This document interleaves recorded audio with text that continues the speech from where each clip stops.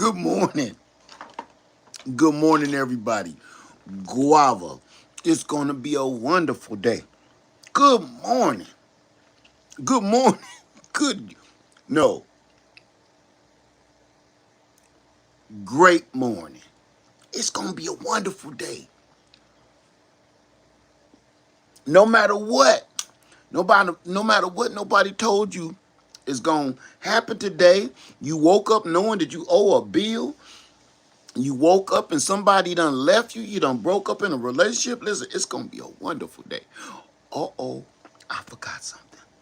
I forgot something, didn't I? I sure did. Let me see here. Let's fix that problem. We can fix it. Let's fix that right now. Y'all hang on. We gonna fix this problem. We gonna get right into this. That's okay. I'm so happy and in such a good mood that I'm moving too fast. That's okay. That's all right. Let me see here. Let me fix this. Absolutely. Absolutely. There it is. There it is. That's what I thought. See, I was like, listen, I'm getting so happy and antsy that I'm moving too fast for my own britches. So I had to fix that real quick. I had that unlisted, but that's okay. I just put out a video and I said, look, I gotta go live. I got to. I know I gotta go live because what I said is happening. And I'm telling you, I don't just be speaking out the side of my neck because I don't know what I'm talking about. I done lived long enough to start seeing a pattern. Do you understand me? I done lived long enough to start seeing a pattern. Good morning to everybody. Just come on in. Good morning to you. Pat yourself on the back. Hug on yourself. Something. Let me tell you something. I done lived long enough to start being able, because my mother and my father used to be able to do this, and some of my elders. When there's a secret, and you start kind of figuring it out as you get a little older. Once you start getting a little gray, you start paying attention a little more to things, and if you take time, you start figuring stuff out. I'm gonna tell y'all something. You know how they say you got, all your senses, right? You got the sense of smell, the sense of sight, the sense of touch, and all of that. There are some senses that we have, we just don't know about. They're not fully 100% proven because we're always depending on the ones that we know because we can see them and we can feel them. There are some other senses in the game, y'all, that we need to start paying attention to. We don't pay attention to intuition. We think that's just some crazy thought that goes through your head. Or, that's a little weird. I'm just thinking crazy. Let me tell you something. There are some senses that they are not popular, but they have been discussed in all kind of universities around the world that the human being has that we don't talk about. Now, I'm going to say this. As I got older, I started paying way closer attention to my intuition. It's almost like gambling, you know? Gambling, the difference between gambling and this other intuition, this other feeling that you have, this other sense, is gambling is, if it's not cheating, okay? Gambling is 100% chance. But that feeling that you get, should I play this game or not? Should I bet this money or not? That your intuition on doing that, now that is the intuition that I'm talking about. That's that extra sense that we have, that extra sensory that we have. But whether you win at the game or not, that's 100% chance. Now, I'll tell you this. Let me get to what I'm trying to say. Welcome in, everybody, number one. Number two is, I put out another video. I put out a video about an hour or so ago. I couldn't wait another second. I couldn't wait another second, y'all. I had to come in here. Okay. I did a video a couple days ago, few days ago, whatever it's been. And I'm telling you, I kept telling everybody, I said, look, you gonna mess around. Everybody talk about leaving America. I'm leaving America because all the corruption and all the evil and all the hatred and all the division and all the sexism and all the racism. I said, I know. But in so many words, I said, hold on. Change is coming. Hold on. Change is coming. Listen, mark my word. I'm not talking because I don't know what I'm talking about. I'm talking because I'm getting at that age again where I'm starting to see patterns, that sense of that intuition, like I was telling you. There are patterns in life that if you pay attention to these patterns and either follow these patterns or stay away from these patterns, it's going to serve you well. And I'm starting to see patterns. I'm paying more attention to the patterns that life lay out. Here's the reason why it's easy to follow these patterns if you pay attention. If you pay attention, these are the same patterns that has been happening over and over and over and over again, probably since the man walking the earth. For instance, if you walk out in the rain, you're going to get wet. If you put your hand on the stove, you're going to get burnt. There is patterns that you can't deny. If this person is coming close to you and they have a firearm and a hood on, they probably have bad intentions. If this person is at a gas station at 3 o'clock in the morning and they can't stop scratching and they're barely clothed, but it's about 45 degrees outside and they ain't got no shoes on, there's two ways that might go. Either they need some serious help or they are up to no good. There is patterns that you start to follow. And if you really sit and watch it, this pattern play out in time, it never fails. It never lies. And you can even say this. You can almost say this. You all know that old saying, a tiger never changes stripes. My daddy used to tell that to my sisters our whole life when they meet a guy. And if the guy is kind of rotten or he doing something a little shady, and then he mess up, and then he want to come back into the fold, and they say, Daddy, They say they love me. My daddy wouldn't say nothing. He'd say, Tiger never changes stripes. Tiger never changes stripes. And when I used to hear that from my father now, the man I respect, my hero, I even thought to myself, well, Dad, that ain't really fair. People can change. Because that was my mama's side of me talking. Dad, people can change. And I know people can change. But now that I am as old as my father was when he was saying that, I understand he wasn't saying that necessarily people can't change. My father had been following patterns of these young men's behavior and saying they ain't gonna change. They're locked in.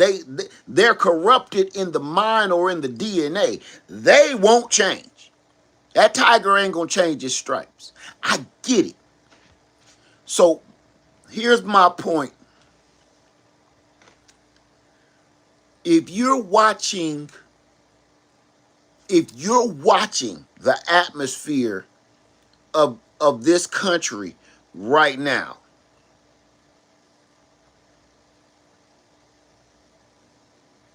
as horrible as things are, they are horrible in the United States. But for a bucket load of crap that's dumped out on us, we keep getting small wins. Small wins. And I'm going to tell you,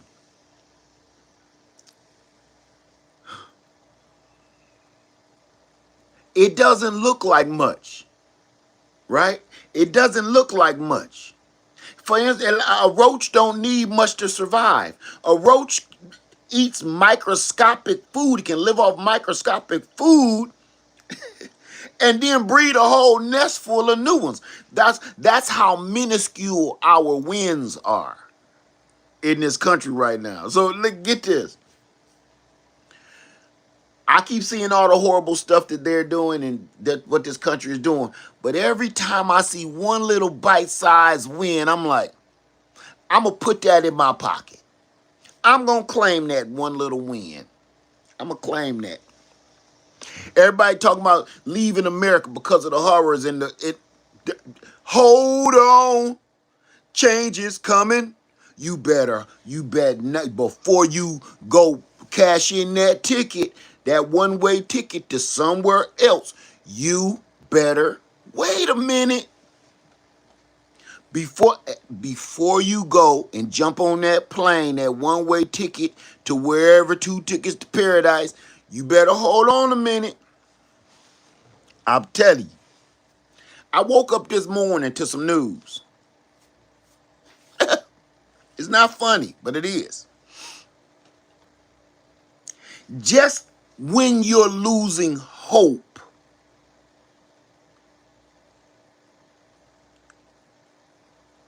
the hero that swoops in does not wear a cape.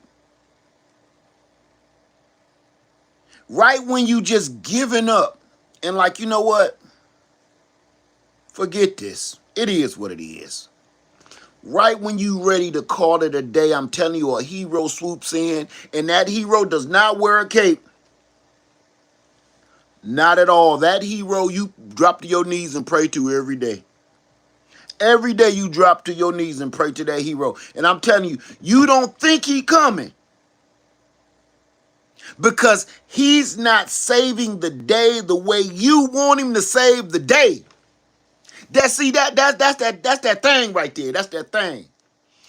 You don't think that hero ain't coming to save you because he's somewhere else saving someone else. You said, but please, Lord, save me. I need help. The Lord said, hold on, change is coming. I'm over here. I am helping you. He's not helping you. He's not putting hands on you. So you feel like the Lord ain't helping you, but he just ain't doing it the way you want him to do it.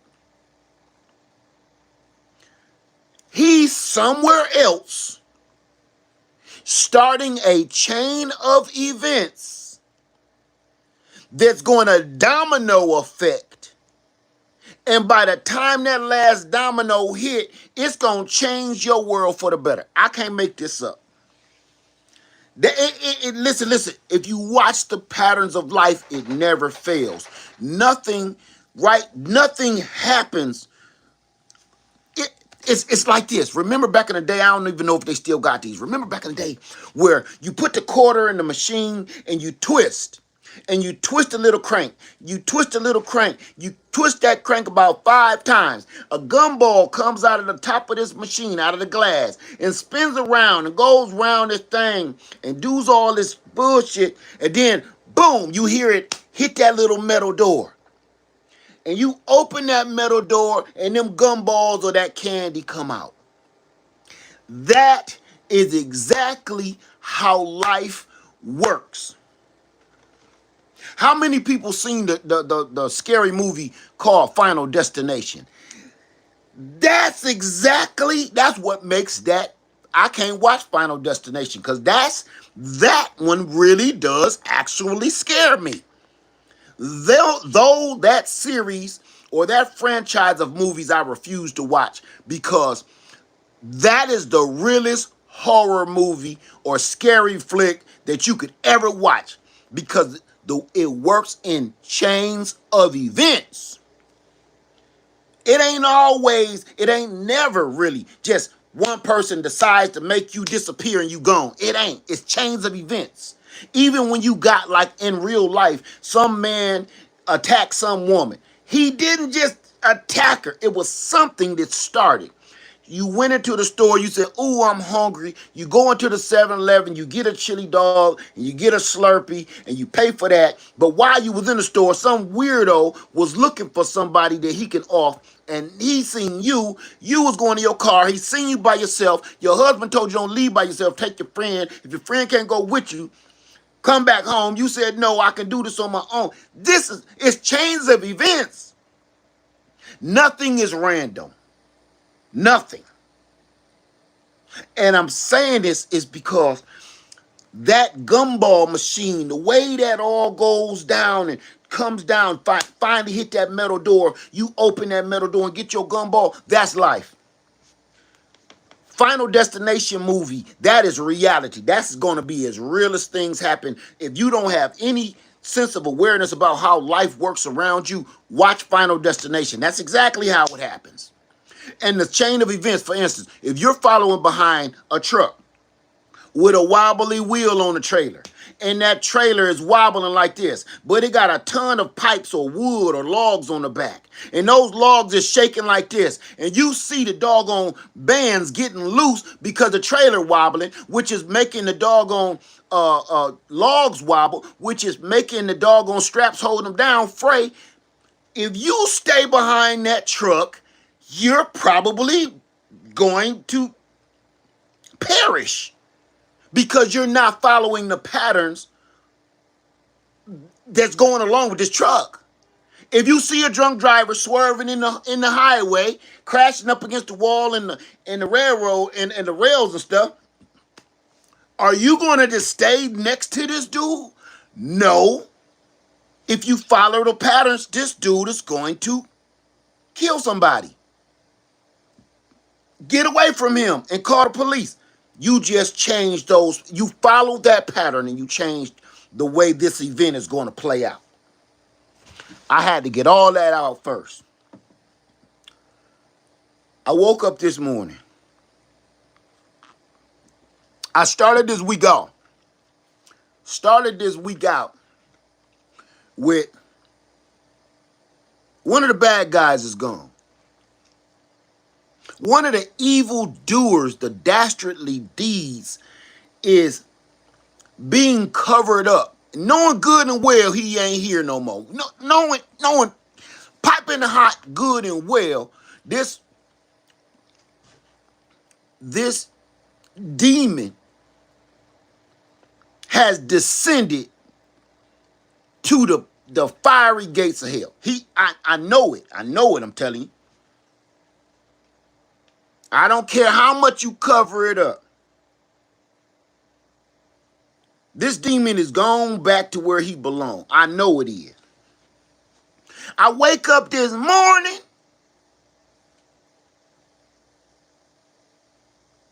in the words of DJ Khaled, and another one. One more time, in the words of DJ Khaled, y'all say it with me, and another one. DJ Khaled one more time, and another one.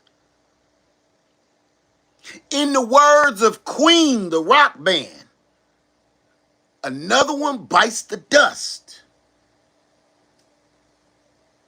There is a pattern going on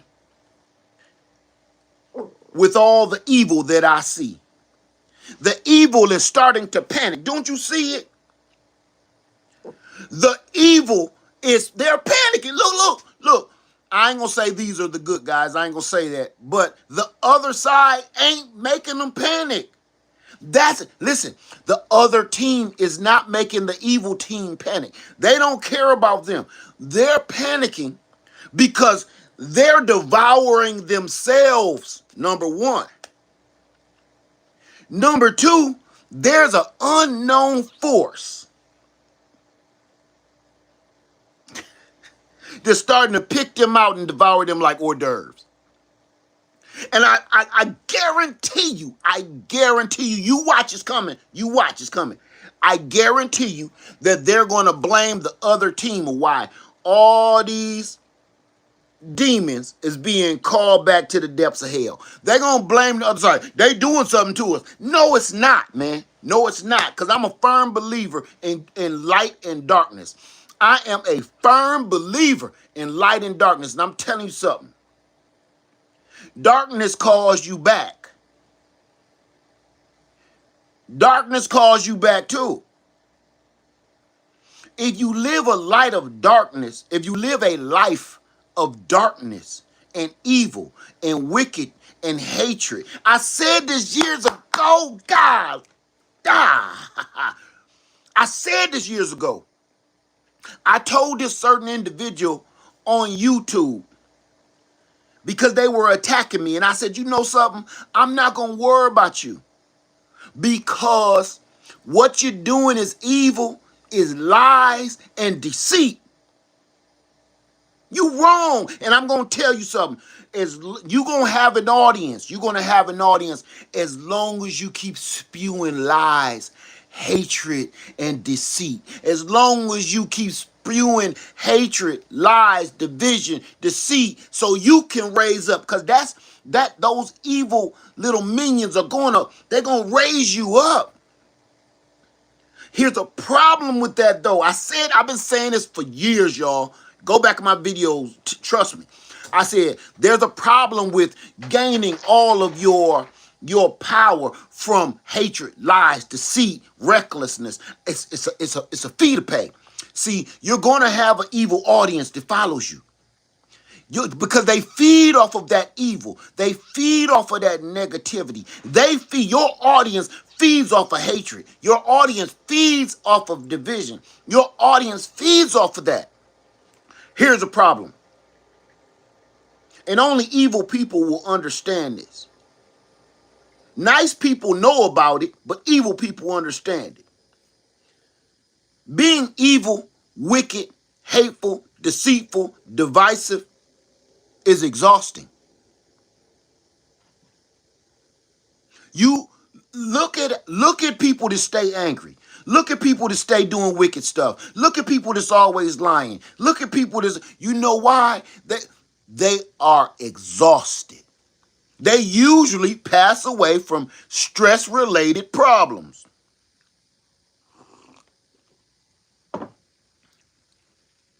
It's exhausting. And the people that realize, I need to chill. I want to switch my way of doing things. I don't always want to keep lying. I don't always want to keep stealing, dealing, willing, and dividing it. You know what happens? And I said this with my mouth. I said, here's a problem when you ready to stop being evil and wicked. Here's the problem when you ready to stop being divisive and evil. I said this. This is what's going to happen. See, you built an audience on evil minions. You've been feeding these demons.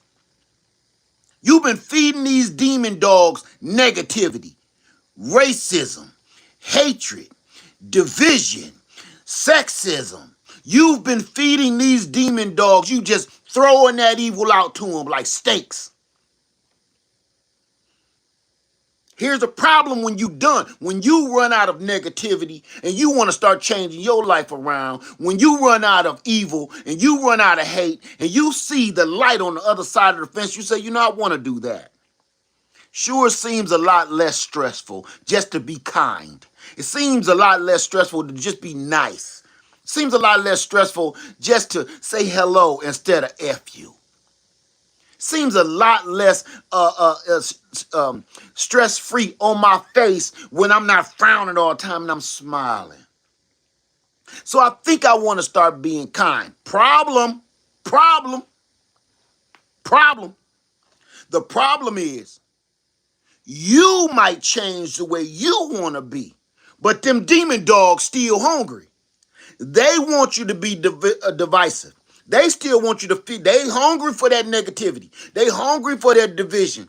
They hungry for that hatefulness. They hungry for that sexism. They hungry for that racism. And as long as you stop spewing it, the reason I call them demon dogs is because they ain't no different than a dog in your house. I got a chihuahua right here that if I started mistreating this chihuahua, you know what's going to happen? I'm going to be her food. I don't care how cute she is.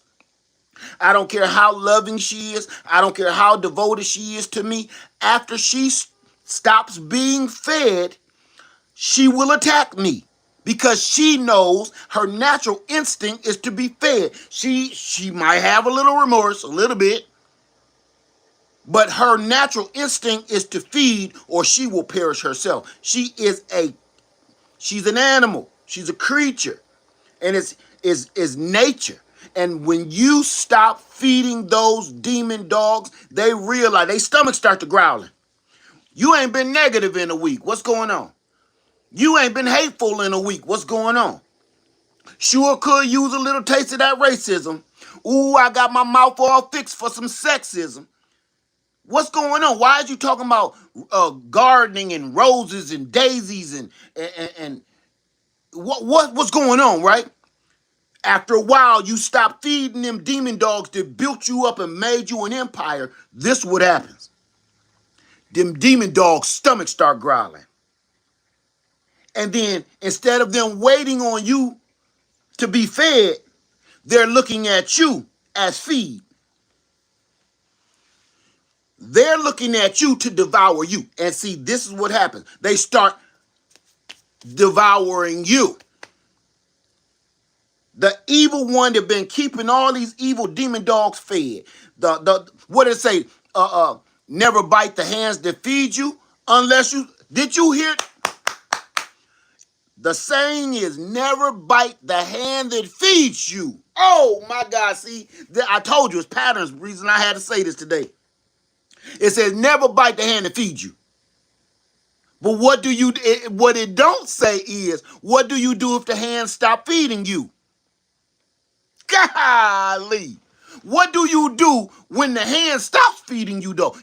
We all understand. Never bite the hand that feeds you. We know that. But what if the hand stop feeding you?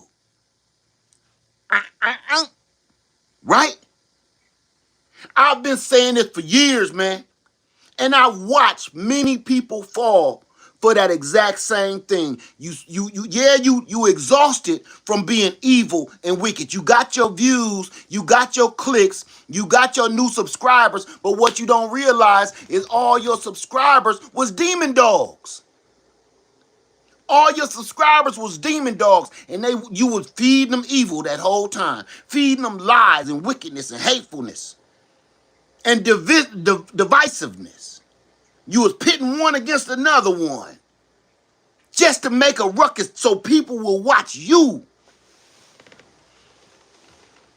And then I was alive to watch those people fall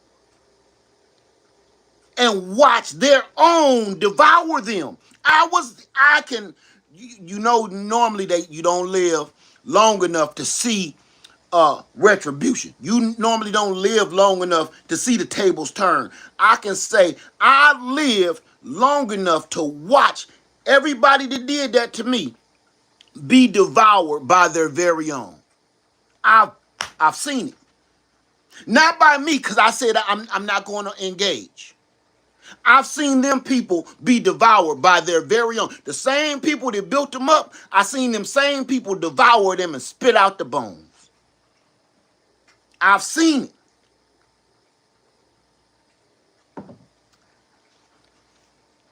The reason I'm telling y'all this today, because I had to come in here and say this. I woke up today and seen another one bites the dust. And I said, and then I got another one. It's another one on the run. Let me watch my mouth today. That sucker scared to death because them demon dogs that helped build him up, they told this demon, oh, we coming to get you. We coming to holler at you. They done sent him letters, put up signs, billboards, banners. We coming to get you. What a life to have when you have a whole nation that wants to see you turned inside out. Right, that's the other saying. Usually happen in threes. One little, two little, three little piggies. I'm telling you, look. You think about this now. They've been devouring themselves all the way to the point. Look, they said, look, I don't want no more parts of this. How many of them evil people said, I don't want no more parts of this? I'm evil, but damn, that is evil, right? Like, this is so evil, it's affecting my evil. So I don't want no parts of it. How many of them evil suckers done left that said, look, that's too evil for even me? Now, you see them on CNN, you see them on the news, you see them on everything. Even their own evil network, you see them saying, look, yeah, that's just wrong. That's just wrong. I wanted to be a little racist. I don't want to be that racist. I want to be a little hateful. I don't want to be that hateful. I want to be a little divisive. I ain't want to be that divisive. I wanted to steal a little bit of money. I ain't want to steal all the money. So now the demon dogs that was feeding you is starting to feed on you and tell on you. And now all one by one, they are falling like toy soldiers. Just getting, look, and nobody's touching them. Nobody's touching them. But look, they getting thumped like this. Y'all ever play with the little green army man when you was a kid? Any fellas in here? We used to have these little green army men. They don't move, they're just hard. And if you step on one, it'll break your foot. But little green army man about that tall, about 3 inches tall. And they all holding a weapon. Let me tell you something. This is all it take. Take your thumb and you pretend they got bow, boom, pow, bang. That's how you, when they fighting, bing, bow, pow, pow, bang, bang, bang. That's what's happening. They're being taken out and thumped away like toy soldiers, like little green army men. Woo! I came in here to tell y'all something else. But no. It's all part of the same message. But I wanted to truly get that point across. That change is coming. And if you impatient and you don't want to wait for it, good for you. Go and do what you're gonna do. But I'm gonna sit and watch. I'm gonna watch this movie all the way through the credits. Because I'm telling you, if you know, when you watch a movie, the people that get up soon as the movie go off, the people that leave as soon as the movie go off, they don't never know what's coming next. Because me and my wife is some of them people that sit and watch the credits and who the director and all this. Every time, right when those credits start rolling, when those credits about to go off, they give you a little sneak peek of the next piece of the next movie or some Easter egg of something that you missed or something. This is that movie here in America. And I'm sitting here, it looked like it's the end of the movie right now. The way things look. No, it ain't. I'm waiting for the Easter egg at the end of the movie. There's going to be something is being shown to us right now through the credits. Look what we woke up to this morning. Look what we woke up to this morning. It woke up to, listen, just like in the movies, we all woke up to, I didn't see that coming. What? Wait a minute, wait. Didn't it start making sense? I woke up like, wait a minute. We still trying to figure out this other thing and what's wrong with this dude. Now, whoa, I did not see that coming. I did not see that. This dude was sugar-free and fancy-free. I did not. If somebody would have told me that Sugar Shorts was gonna be the next one, I would have said no, nah, I don't think so. I'm not even gonna use his age as a situation because he looks fairly healthy. For his age, no, no. If y'all don't know what happened this morning, go look at the news. I don't care what news you watch. I don't care what outlet you like to watch and trust and believe. This news is worldwide. It ain't no suspense. Go look. Go look. Everybody said, what happened? Go look at the news and see who didn't wake up this morning. Hold on. Change is coming. Hold on. Change is coming. Hold on. Change is coming. I'm telling you. I'm telling you. Right? I did not listen. If you would have told me, Led, you gotta gamble, who you think is next? He would have been the last little rascal that I would have said, I'm putting my money on him to get it next. Nope. Nope. If y'all think that, listen, let me tell you something. This is why I see this pattern. America has been through hell and back. We are in some of the worst times ever. We are in some of the worst times in history right now. Did you hear it? I said, son, please stop saying that man's name. Jesus Christ. Do you see me walking around this thing? Don't say this because name. You see me talking in code? The next mug to say that some bitch's name, I'm telling you, you gotta go. I don't know holds barred, you gotta go. And if you said his name, take it out. Damn, we grown in this motherfucker. We know. I'm not trying to talk to no children. I hope children ain't watching me. And if I just told them to go look at the news, I could have said his name. Y'all gonna get me knocked.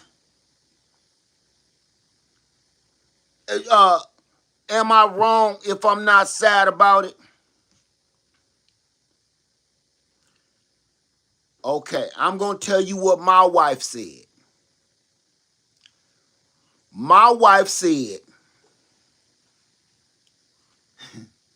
we are not supposed to celebrate these type of events.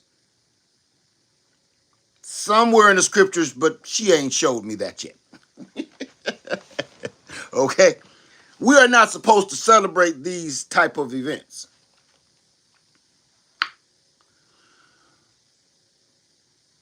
But until I read that line,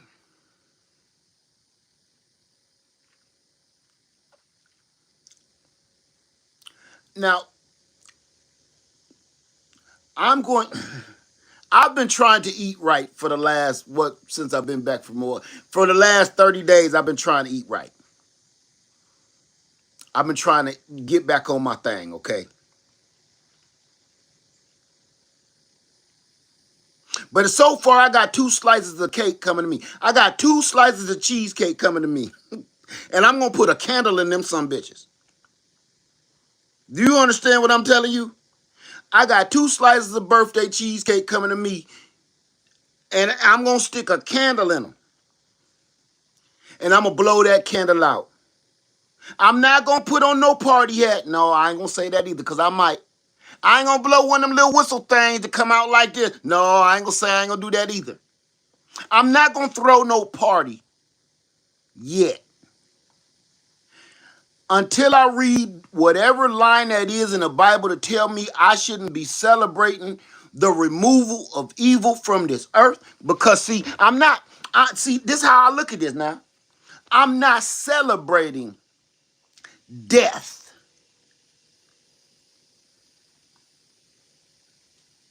I am celebrating the removal of trash, filth, evil, hatred, division, sexism, racism, hatred, from this earth. I am celebrating that. I'm not celebrating death itself upon an individual. I am celebrating the removal of hatred, evil, racism, wickedness, witchcraft, cult. I am celebrating the removal of cult members. I am celebrating the removal of witchcraft. So yeah, I'm not celebrating an individual's person's demise, because that's wrong.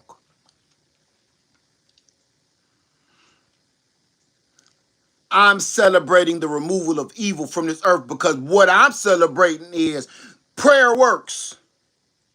I don't pray for nobody to fall. I don't pray for an individual to meet their demise. I pray for the removal of evil, wickedness, hatefulness, racism, sexism, and divisiveness. I pray for that removal. See how I told you how the chain of events work? I prayed for that. And the dominoes fell and knocked out one of the main players of the evilness, hatefulness, racism, sexism, divisiveness. I pray for the removal of that wickedness and that evil. And the dominoes started to fall. Boom, knocked one out. Boom, knocked another one out. Those dominoes are still falling. So I'm not praying for an individual's demise.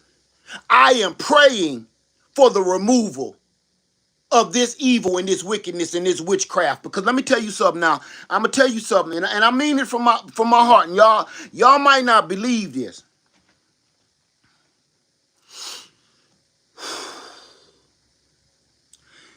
Witchcraft is real. I know y'all like, Led, come on, man. I thought you done went to the other side. Listen. Nope. Witchcraft is real. I'm telling you. I've seen it. Matter of fact, I'm gonna be honest with you. I think some witchcraft was done on me as well. Lord is my witness. I think I was a victim of witchcraft years ago. And I'm gonna tell you why. Have you ever been asleep and you was trying to wake up? Have you ever been sleeping, you trying to wake up and you fighting with your body? You just want to get out of the bed. You really truly want to get out of the bed or off of the couch, and just like you trapped and you stuck, and to the point you are awake. You're not asleep anymore. You're fighting your own mind and physical body, trying to make your body get off of this couch or get off out of this bed, and something has got a hold on you. I forget what that's called. It's a name for that. But let me tell you, that's what witchcraft feels like.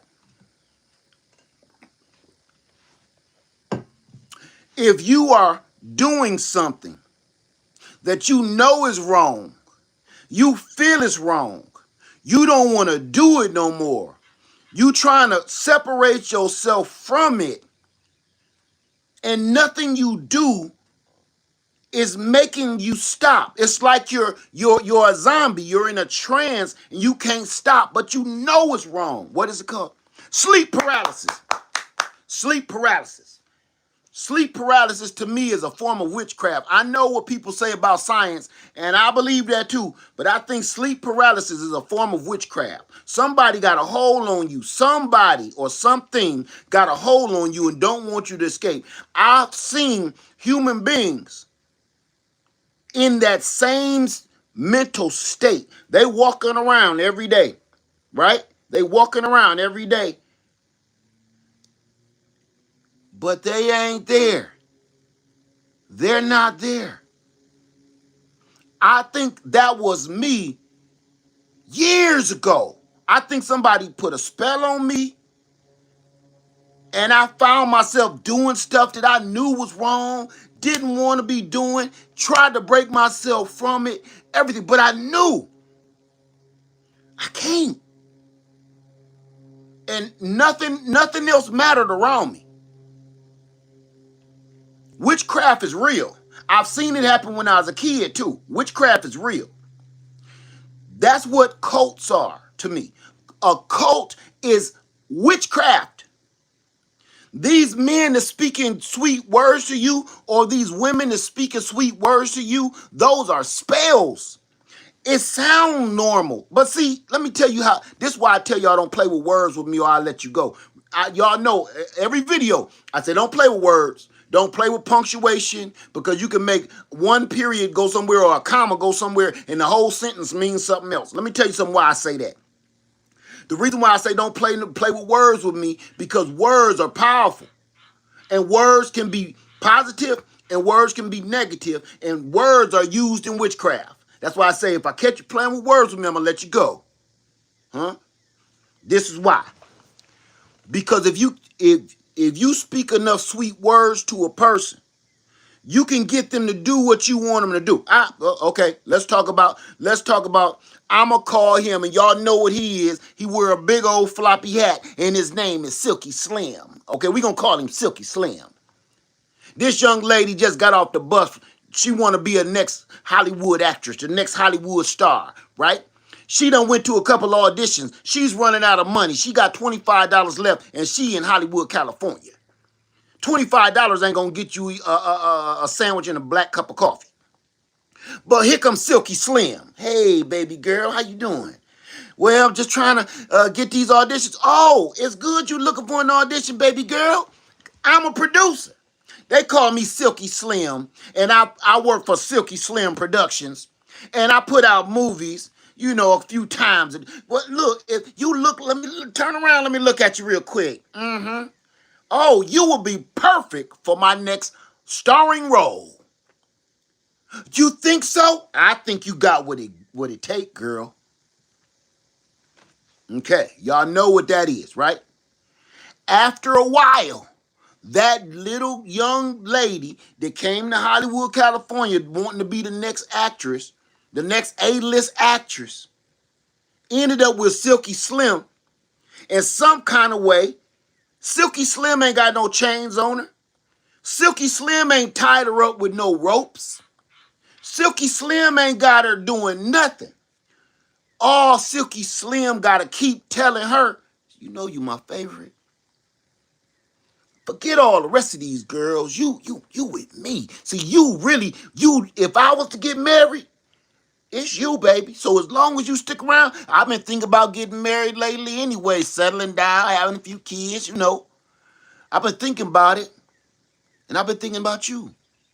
You being that woman I settled down with. So I tell you what, if you could just get back out there on that street and bring us in enough money where we can get us a nice little house, picket fence, little dog, have a couple kids. We need money to start out, baby. And look, I want to give my girl a big wedding. I want to have everything, you in white and everything, the band playing, but we can't do that if you don't bring us no money. You see what I'm saying? So why don't you get back out there on that street and try to go figure us out some money? Did y'all hear what I just did? What I just did was witchcraft. Y'all can call them witches, warlocks, whatever you want to call them. What I just did was use my words for witchcraft and making human beings do stuff that they know is wrong, they know is evil, they know is all against every rule in the book, and they will give their lives for those words that were spoken to them, the Silky Slim said. They will literally give their lives.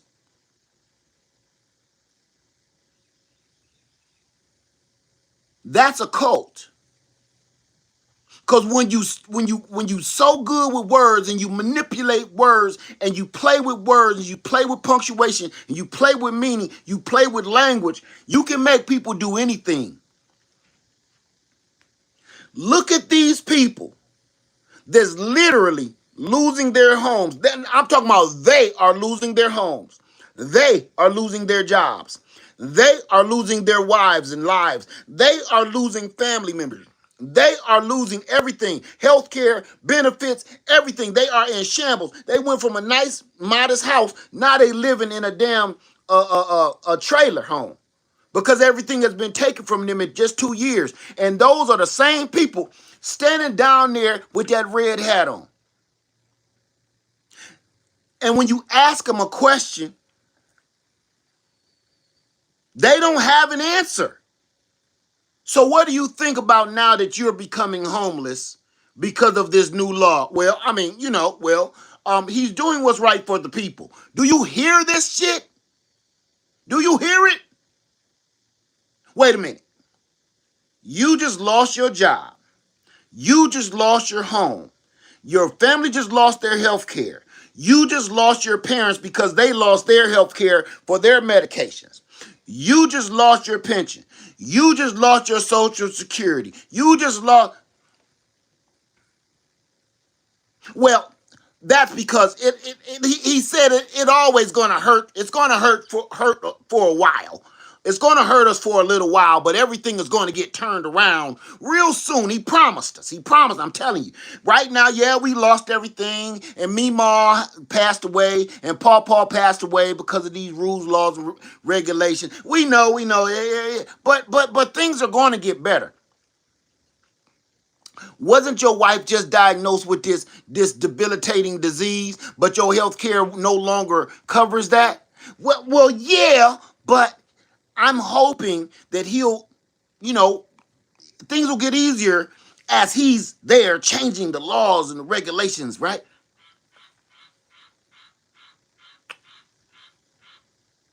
That is a cult member. When somebody is punching you in your freaking face and making you believe that you loved being punched in the face, you're in a cult. If somebody is punching you in your face, turning your head into ground beef, but they're telling you, you love this. You love this though. And at first you're like, nah, not really. Yeah, you do. It's the Jedi mind trick. You love this. You love when I do this. Well, I guess you're right. I guess, if you hit me a little while longer, I kind of do get used to it. After about 50 strikes, it doesn't hurt anymore. Look, I can even try to open one eye while you do it. That's a cult, man. One by one, they falling like toy soldiers. I'm about to cut my air conditioning on. It's getting hot in here. I woke up to the good news of a little bit more hatred gone off the earth, a little bit more of evil and divisiveness gone off the earth, a little bit more racism and wickedness gone off the earth. And yes, I'm celebrating the removal of evil. Yes, I am. And if anybody tell me I'm wrong for it, go on about your business.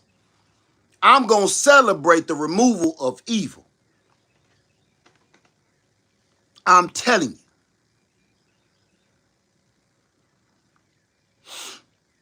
you. And that's another one somebody just said, absolutely. Pastor Willie, and Pastor and Reverend John Jacob Jonam Jingleheimer Schmitz. Give me all your money. You want to get blessed, don't you? Come on, who out there want to get blessed? Blessings to the highest bidder. It's witchcraft and cult. You're a cult member. You are not a piece of the congregation. You are a cult member. Give me all your money. Prayers and blessings to the highest bidder. Going once, you know what they should have in some of these churches? In some of these churches, they should have an auctioneer in the back. Prayers going on, blessings. Want to get them blessings? Come on, give them blessings. Blessing. 59, I see 50. I see 50 for these blessings. Come and get these blessings. I see $4,000. I see 4,000. Come on, get these blessings. So, to the man in the front row with the silky suit and his wife with the big ass hat, for $5,000, you come up here and get these blessings.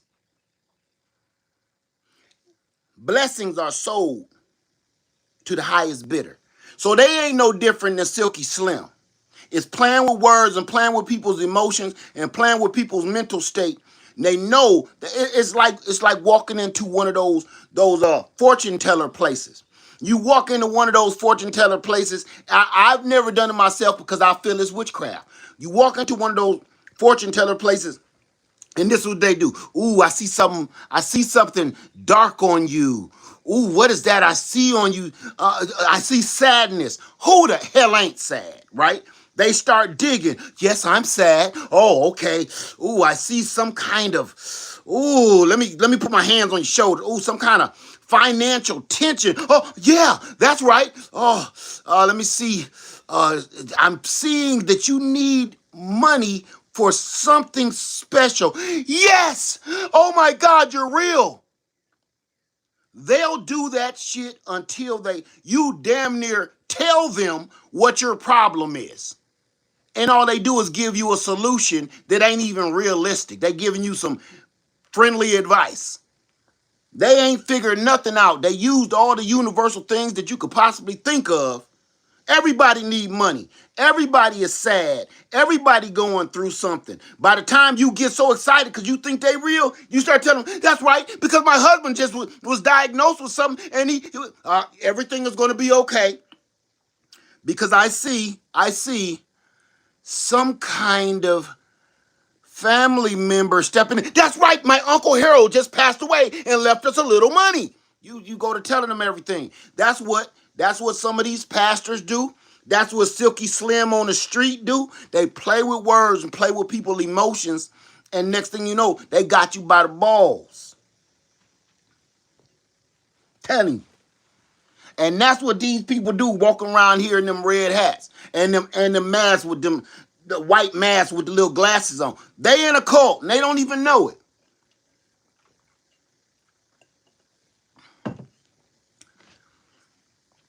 They don't even know it. Right? So I'm telling y'all, change is coming. And I'm not leaving out of America right now. Because I want to stick around until the credits is over and see the next sneak peek of the next movie coming. Because the next movie going to be a banger. It's going to be a summer blockbuster hit. The next movie that's coming up is going to be a summertime blockbuster smash. I'm telling you. If you think this movie is crazy, the next movie is going to make this movie make sense. I want to be around to see that. I don't want to see it from another country. I ain't knocking nobody that want to go to another country. I want to be right here with my popcorn and my Diet Coke and watch this dog and my Juji beans and watch this shit play out. Hold on. Change is coming. So, good riddance to bad rubbish. That's all I can say. That's it. That's it. Two-word obituary. Good riddance. You know something? Let me tell you something. You know you an evil sumbitch if... I understand haters, right? That's just part of life. Having haters is part of life.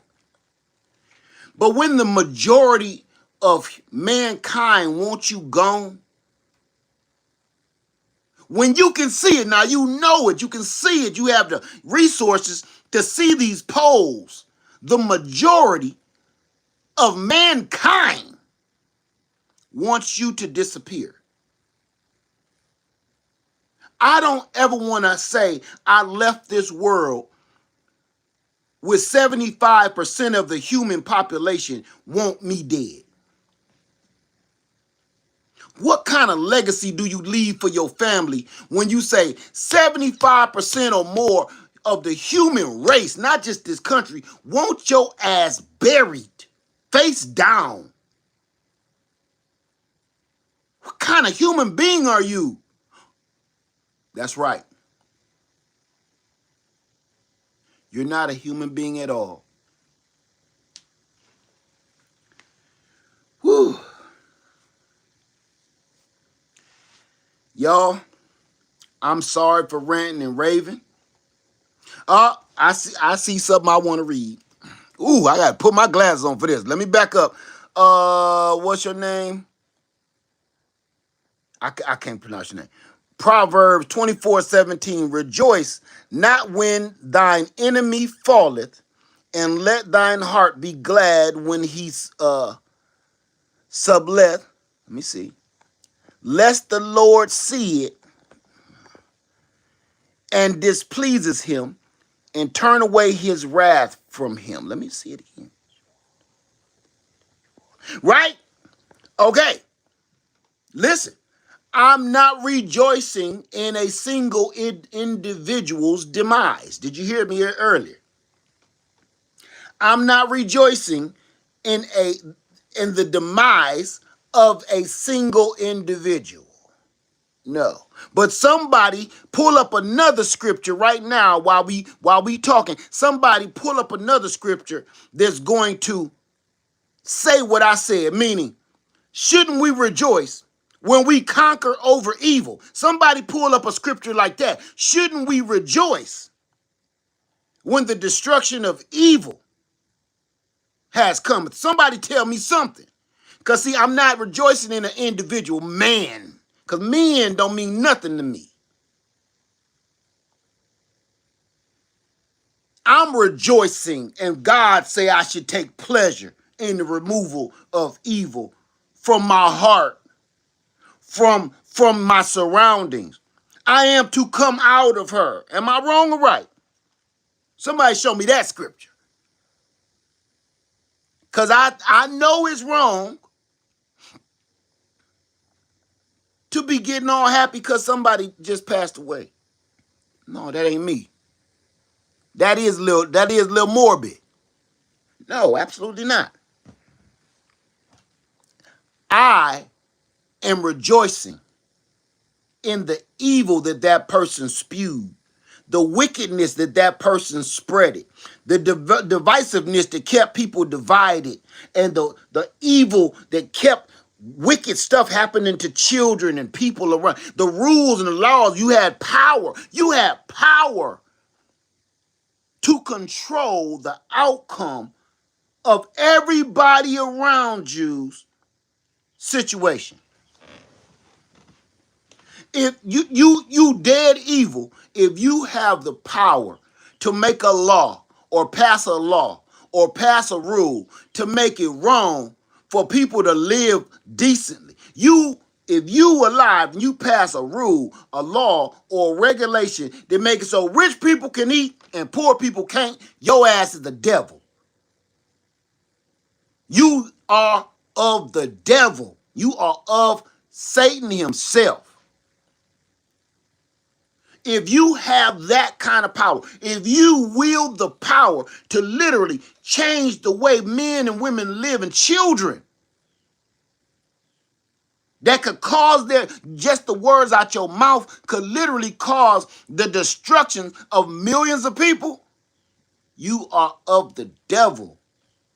If you are any gear in the machine that can make that happen, you are of the devil. That's all I'm saying about that.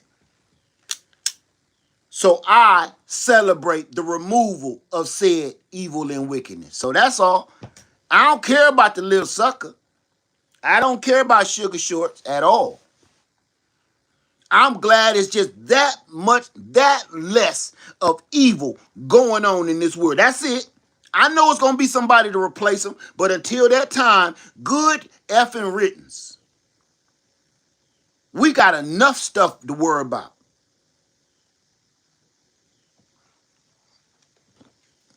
So that's all I'm saying. We so busy trying to fight against evil that we don't. Hey, I gotta take a win when I can get a win. Everybody out here trying to survive. You struggling. You everything you man, I ain't got no time to mourn no evil people walking this earth. I'm not even gonna Lord help me. I'm not even going to pretend to care. Does it make me hard and cold? No. No, it does not. I don't care about evilness. I don't care about wickedness. I don't care about people dispute. I have zero feelings for you. You're trash to me. You are rubbish. You are urine. You are doo-doo. When it come out my body, I don't care where it go. I don't care.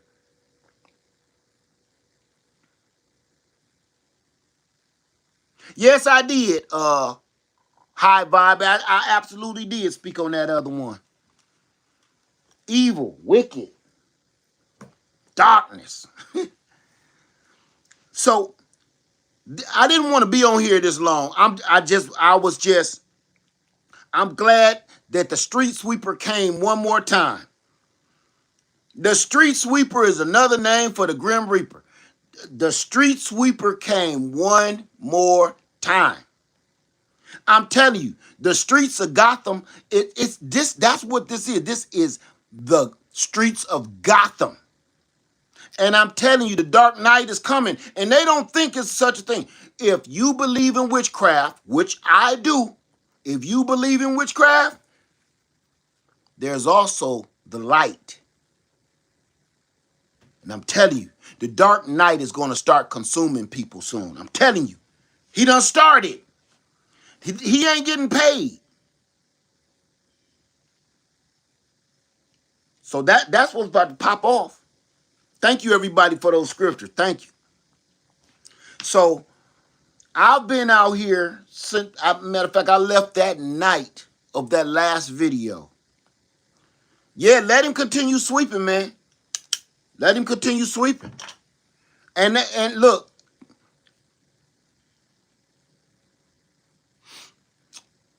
what's the name of that one Disney girl that was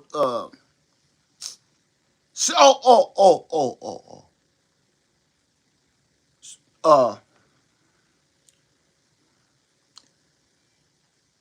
I don't, I'm trying to think of a good name for this sucker.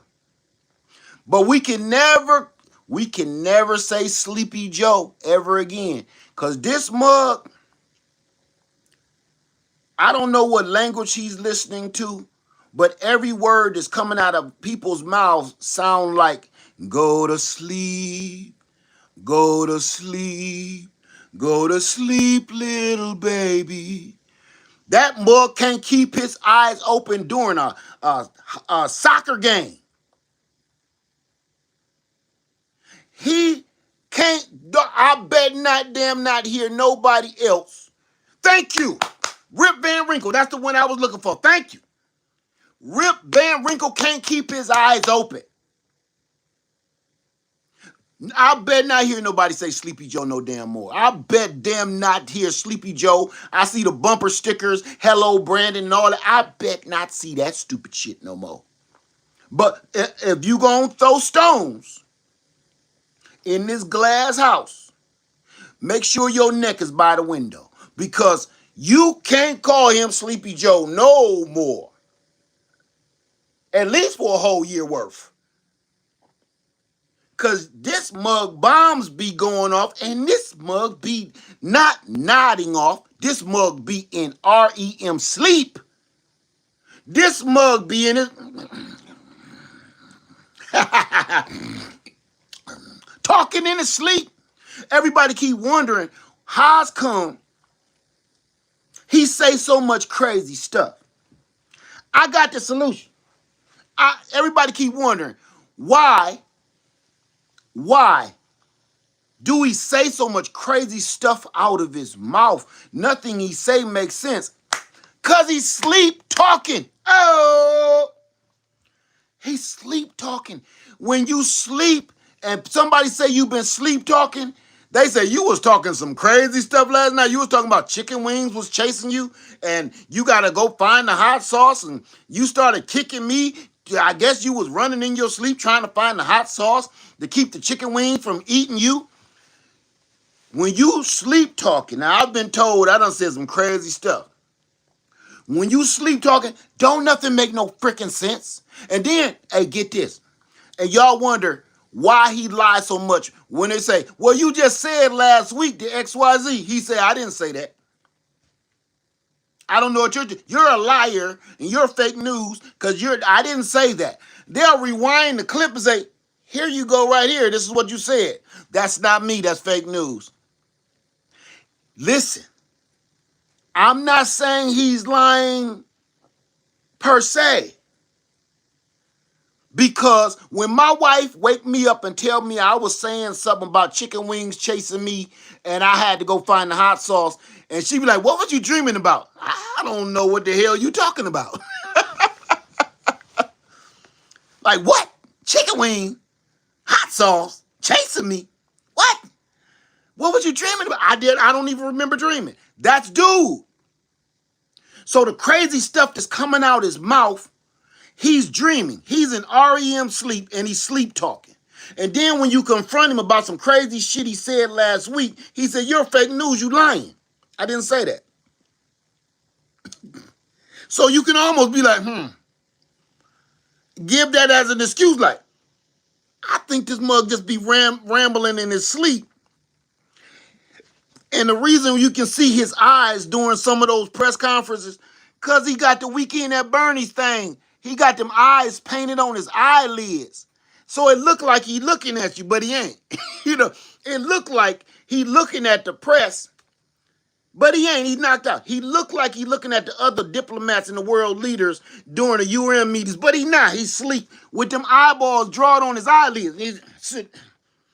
And then when they ask him to say something, he over there sleep talking and go to mumbling off some bullshit, and they be like, he's crazy. What is he talking about? How dare he? He sleep. And then when they get home and they say, what did he mean by that? I never said that. I never said that. It's making sense now. He did, but he didn't. He was asleep, so he don't remember what he said. It ain't even dementia. He was asleep. My wife said I sleep talk almost every night and say some crazy shit. That's why I try not to do nothing bad and evil and cross. I don't do nothing because I tell on myself.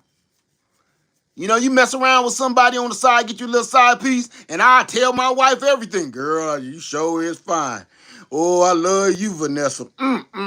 Girl, hit me, baby, one more time.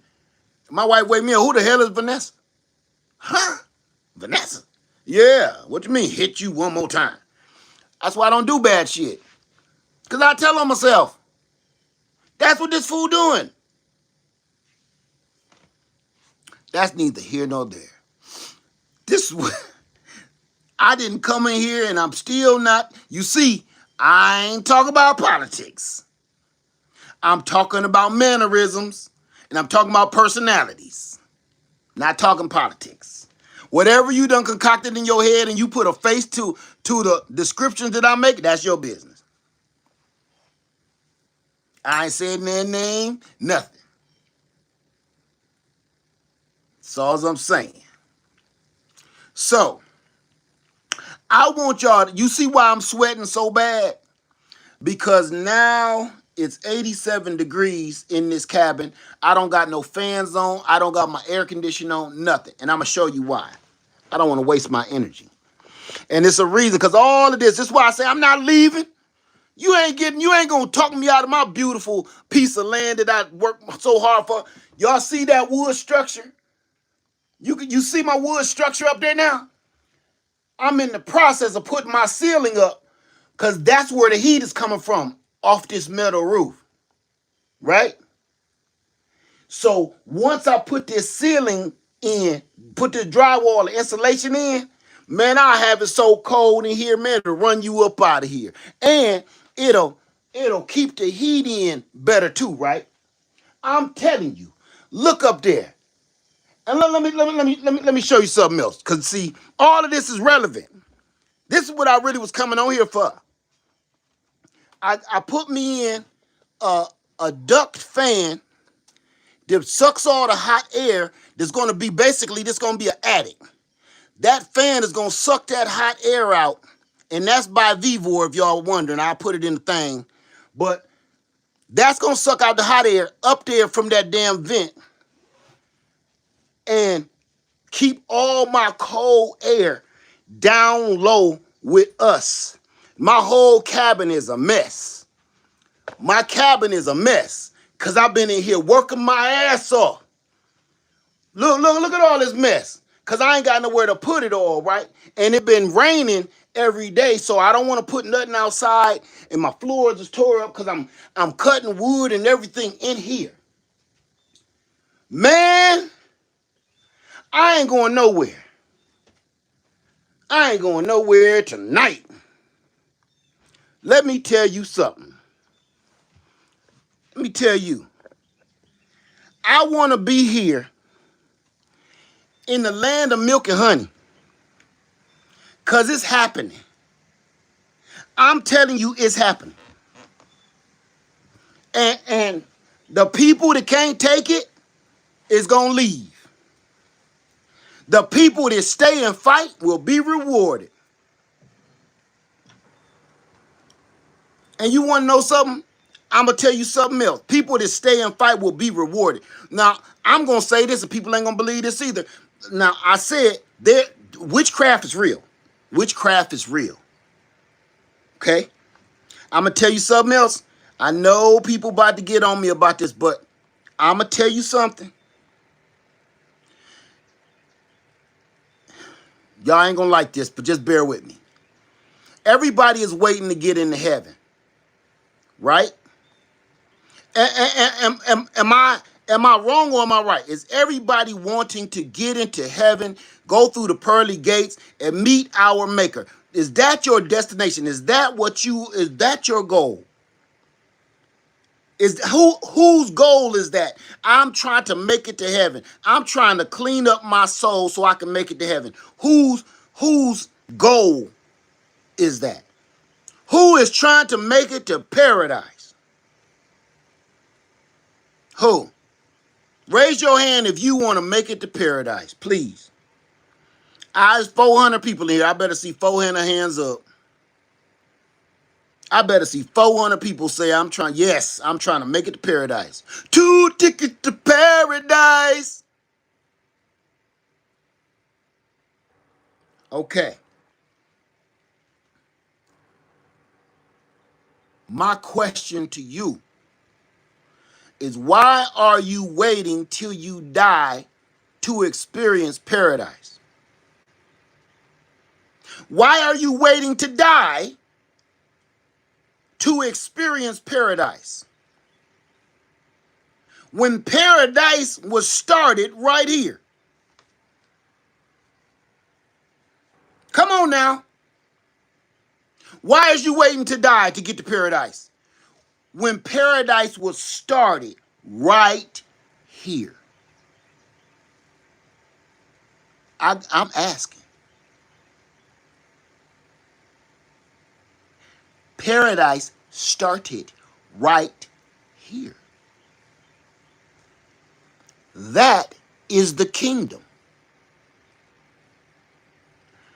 This was paradise. That is the kingdom. Let me. Now this somebody, I ain't all versed like everybody else, but it's stuff I know from reading. This was paradise. This is where it all started. Paradise. That is the kingdom of paradise. Am I wrong? Correct me. Correct me. Like I say, I'm not as versed as everybody else. Is that not the kingdom?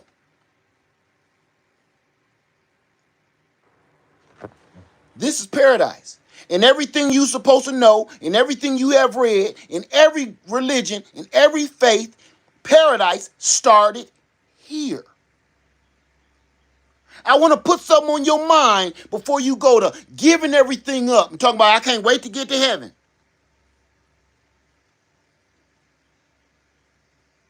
This is paradise.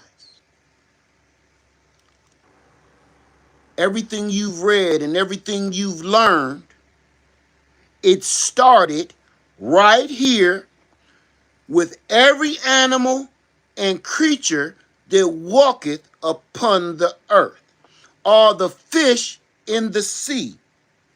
Paradise started here. We are to hold dominion over everything on this planet. Now, I am not versed like everybody else, but please somebody tell me, did I just tell you facts or I just pulled something out my crease? Y'all all more versed than me. Okay. Even though it said there have been things that happened in paradise that made this a harder place for us, this is still paradise. I just want to put this on your mind. I'm giving you what goes through my head. This is still paradise. Still. This rock is still paradise. And people just sitting around waiting to die, thinking they're going to make it to the kingdom. But I want to put something on your mind.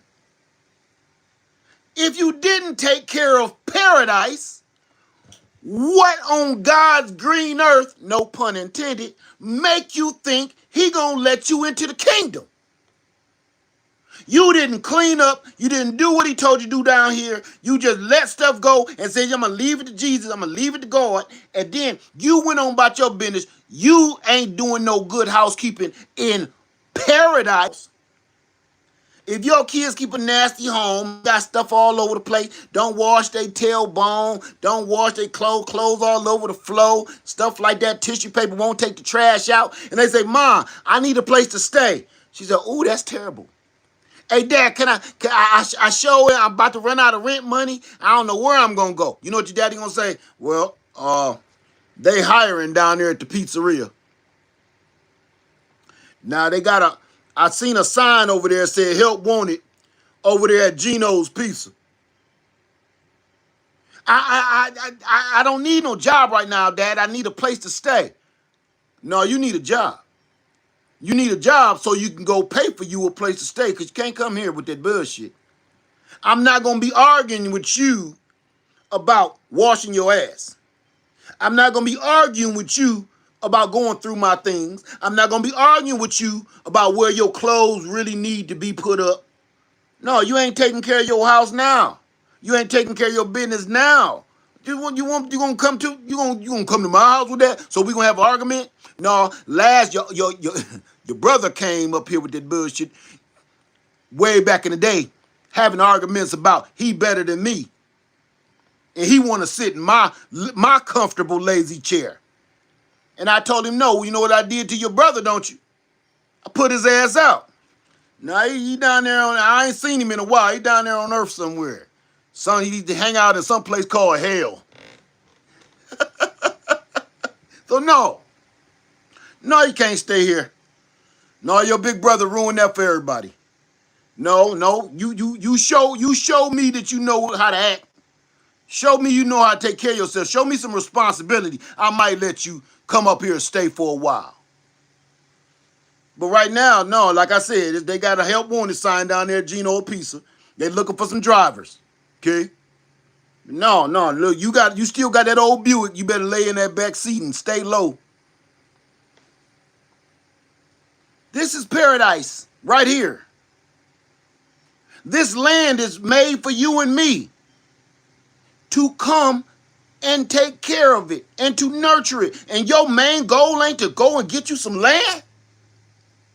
Your main goal ain't to go get you no land and cultivate that land and take care of you some livestock and build your garden and build your little home outside of the bullshit. Look, I told y'all before, everybody taking this the wrong way about me telling you about don't go leaving the country like that. That ain't what I mean. What I'm saying is if you want to change the world, you got to start somewhere. You ain't going to go in the world and change somebody else's situation. You're not going to go and change somebody else's societal norms. You got to start the big change right here. This is my paradise. If I can't take care of this, what make you think I can go somewhere else and take care of something else? I got all these acres, and I ain't seen another human being in 3 days. I take that back. That's not true. My son was here yesterday. My son was here yesterday, and I helped him fix his car. Besides my son, I ain't seen another human being. I'm in full 100% control of my situation. I'm in full 100% control of the outcome of anything that happened outside of here. I'm in 100% in control what's happening inside this cabin. I don't gotta listen to nobody's loud music. I don't gotta listen to nobody arguing back and forth. I don't gotta hear no gunshots and wonder why is that husband and that wife inside their house shooting. Should I call 911? Am I being a nosy neighbor? Am I doing too much? Am I being a Karen? I don't gotta know. I don't gotta have nobody coming in and talk about I don't live in this neighborhood. Nothing. Nothing, man. This is paradise right here. And until we realize that, because nobody thinks that this is paradise. You know what we call this? Earth. We call it Earth, man. You don't hear nobody say, I live on the planet of paradise, do we? Nobody say, I live on planet paradise.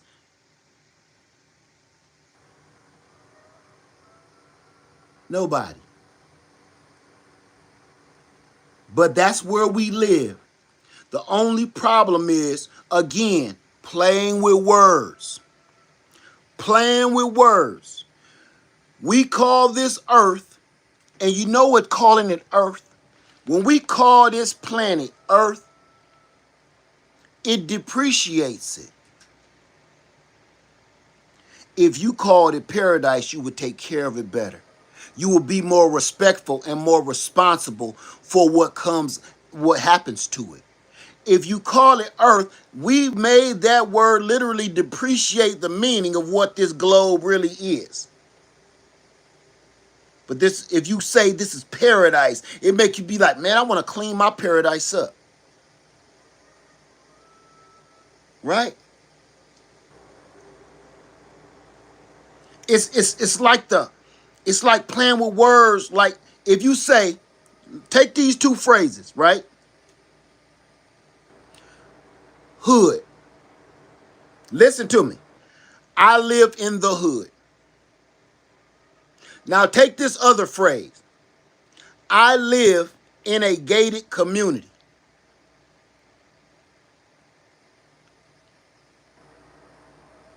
What did that just do? Honestly, what did that just do in your mind? You saw, I live in the hood. I live in a gated community. What two things just popped up in your head when I said those two phrases? I live in the hood and I live in a gated community. What did you just see in your mind? Please type it out because I want to show you the difference here. It's not a trick question. It's not a trick question at all. So y'all ain't got to think too hard. I live in the hood versus I live in a gated community. I tell you. It's not a trick question. Key, I knew somebody was going to say that. It's not a trick question at all.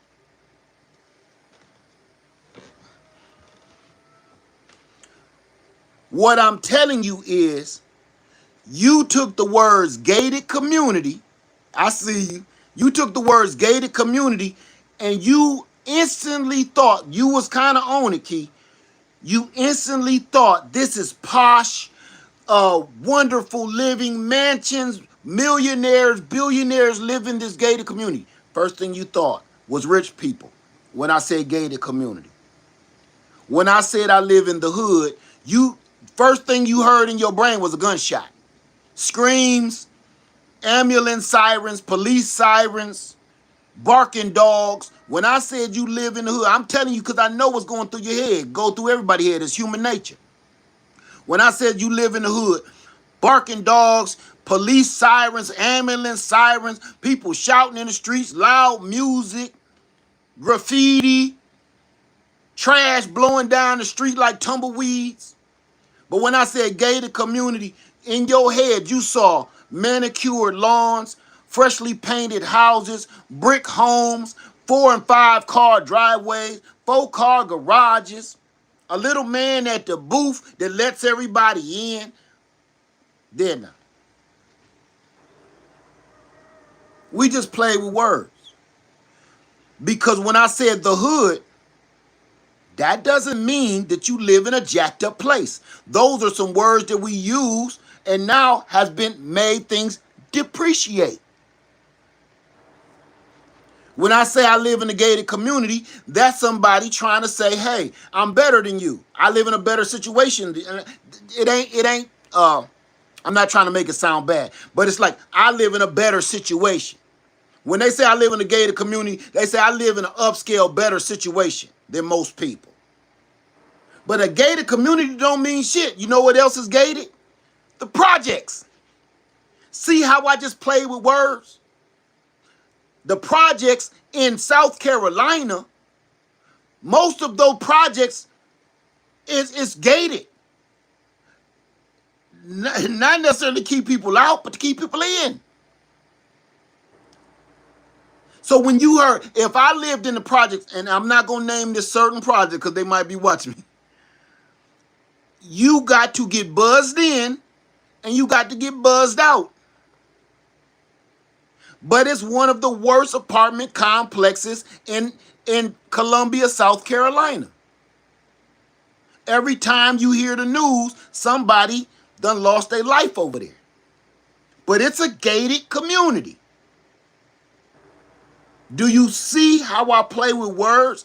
Okay, so you can depreciate and appreciate something, an item, a structure, just by playing with words. So if we just call this earth, like, look, I just live on earth. Or if you say, I just live around the way, I live down the block, around the corner, that you depreciated everything about yourself. I live around the corner. I live around the way. I live up the street. I live up the block. You depreciate it because it's almost like I'm so embarrassed that I'm hiding where I live. But when you people in the gated community, they say, I live in the gated community on the east side, up on the hill, where, you know, by the Sam's Club and the Costco, right nestled down there by the pond. They give you details when they say they live in a gated community. It's all playing with words. So when we say we live on earth, that diminishes. Nobody watching me or nobody that will watch me will ever hear the word I live on earth and think that's paradise. And nobody is going to call this paradise when in your scriptures, that's exactly what this is. Right now, the biggest debate is exactly what part of this planet did it start. That's a big scientific debate. So my biggest thing to y'all is this. My biggest thing. Some people say it's Africa. Some people say it's America. Some people was going around like, it's one of these few places where the Garden of Eden actually was. It's somewhere. And they're going, and the scientists is like, according to the scriptures, according to the words, is it Montana? I don't know. Is it Ghana? I don't know. But they figuring it out. No matter what they say, all of their scientific data and research keeps saying it's right here. Everything in that book say it's right here somewhere.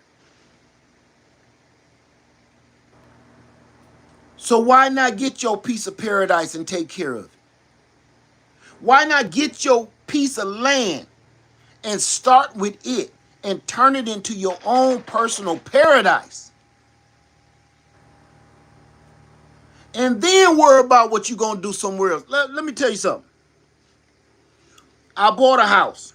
Me and my wife bought a home. And then I bought my paradise. Nobody said you got to do one. But you better claim what belongs to you. He said this is ours. And what you see clearly is people constantly trying to take it from you. It's a reason for that, man.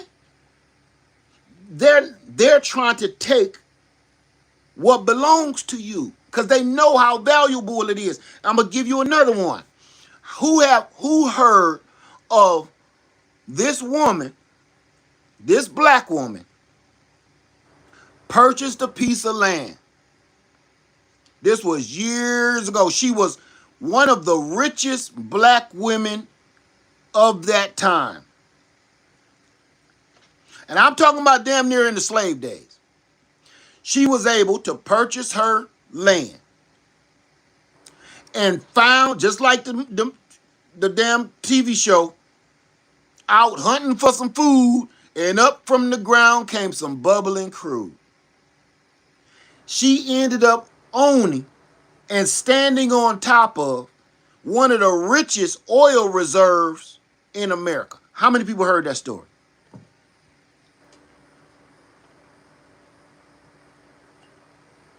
Anybody?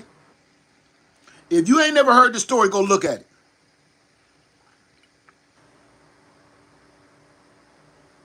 She just bought some land, and look, you got to remember, she bought land at a time where they ain't giving us land. They gave her a piece of junk land that was all swampy and jacked up. And they said, here you go, mammy. Go take that piece of land and let us see what happens to you. Okay, she sure did.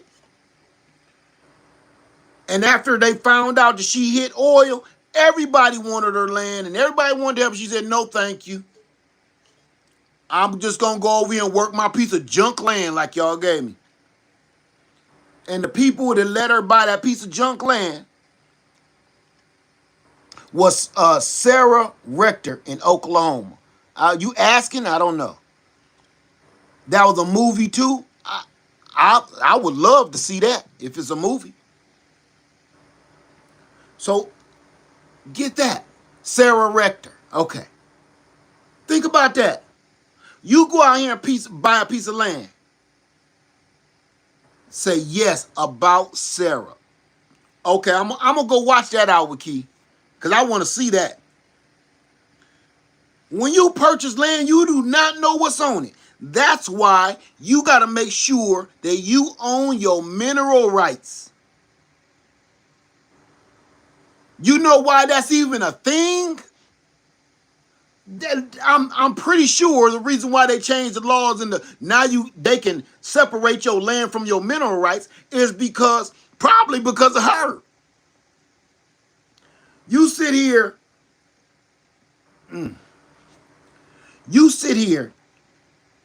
and buy a piece of land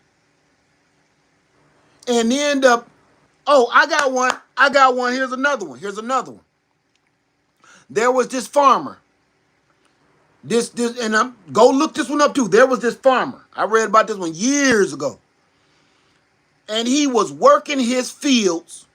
Oh, poor farmer. Working his fields. And he was off in the distance and kept seeing something sparkling. He was like the sun must have been hitting it just right. And he was in the right place at the right time to see this sparkle over there in this hill. Now he way out in his fields. I'm gonna just say some cornfields, okay? He way out working in his cornfield, and he trying to wonder what the hell is that sparkling. He drive his tractor all the way over to that sparkle, took out his hammer and knocked on that damn rock and found one of the biggest diamonds ever known to mankind. You went from a broke ass poor farmer that don't know how they gonna make it through the winter to being one of the richest people in the world. Finding the actual biggest, rarest gem in the world. You know what that take to say you found the biggest one in the world? Because they got a lot of them in Africa. So you end up finding, I think that was like in Wyoming or Oklahoma or Iowa too. So think about that. Man, you don't know what you walking on. You don't know. And I can prove it. I can prove it with, I proved it with y'all. I just start turning that doggone auger and I struck water. I hit water. So I'm drinking free water right now out of my well just by going and fumbling around. And I didn't have nothing to find water. I just messing around like I'm going to see what this do. I was live that day when I showed y'all. Struck water. One of the things that people wish they had on their land, I'm out fumbling around and find water. 4 feet down. Who does that? So, purchasing you a piece of land. That's right. Get your mineral rights. Because now I own that water. See? Because if I hit that water, anybody can come along and say, no, that water belongs to this lake and da-da-da-da. So that don't really belong to you. No. No. It's mine. If I find gold out here, it's mine. If I strike oil out here, it's mine. Because if you don't own your mineral rights and you strike oil, anybody will come along and talk about they claiming it. Like, no, you own the land. I own the mineral rights. So everything you pull out that ground belong to me. Nope, ain't gonna do it.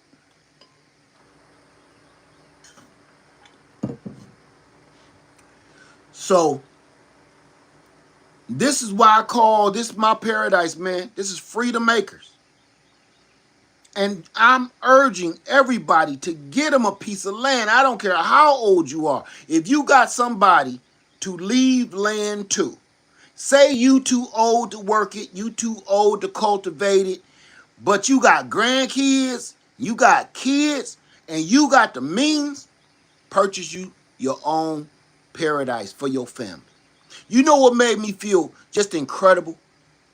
Is my son came out here and said, Dad, while you working on this, the ceiling, I'm going to come out there and hang out with you, and I'll just be working on my car, just so we keep each other company. I said, cool. He actually came all the way here. Why? I don't know. It might be some little girl somewhere around here or something. But he came all the way out here, fixed his car. While he was working on his car, I'm working on this ceiling. My son know he got somewhere to go where he can work on his car safely without worrying about police pulling up on him, without people stopping him, or no interruption. He can do it peacefully, quietly, jack his car up, work on it without he ain't in the middle of the street, you ain't in traffic, nothing. He went over there in the shade and fixed his car. What a wonderful feeling, man. What a wonderful feeling. Because he couldn't do that at the house. He know he couldn't do that at the house. That neighborhood would be like, you can't work on your cars over here. They don't like when people work on their cars and leave them in the street. I got my own paradise, man. I make the rules here. And I love it. I do. And I urge everybody to get them a little piece of this paradise. Remember, stop calling this the planet Earth, because it ain't. This is paradise. It ain't listen, it ain't paradise on Earth. It's actually paradise. Paradise is Earth. It ain't paradise on Earth. It is paradise. Period. And we've been just whitewashing that over and make it less than what it is. It's not. So that's all I got. I just woke up today to some good news to get me on a positive step, because I'm about to start working on this and toenail these down up on here, and then start getting my drywall up and getting stuff together.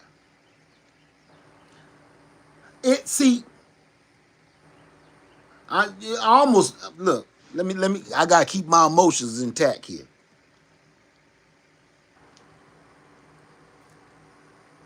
Everything I do and every single thing I accomplish on this land, I'm more proud of these small accomplishments pretty much anything I've ever done in my life.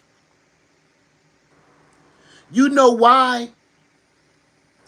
Is I'm doing this with my bare hands, and I'm doing this with money out of my pocket. I'm not getting no loans. I'm not financing anything. I'm not using no credit. So me, just to put this ceiling up, these beams, is such an accomplishment, because I'm one step closer to being able to completely stay here for good. I'm one step closer, because it can get so hot you don't want to be in here sometime. But I'm getting one step closer to nothing is going to be able to, I won't have to leave for no reason. I won't necessarily have to go home. I got a wood burning fireplace. I got acres of wood that I keep cutting and piling up for fire to keep us warm through the winter.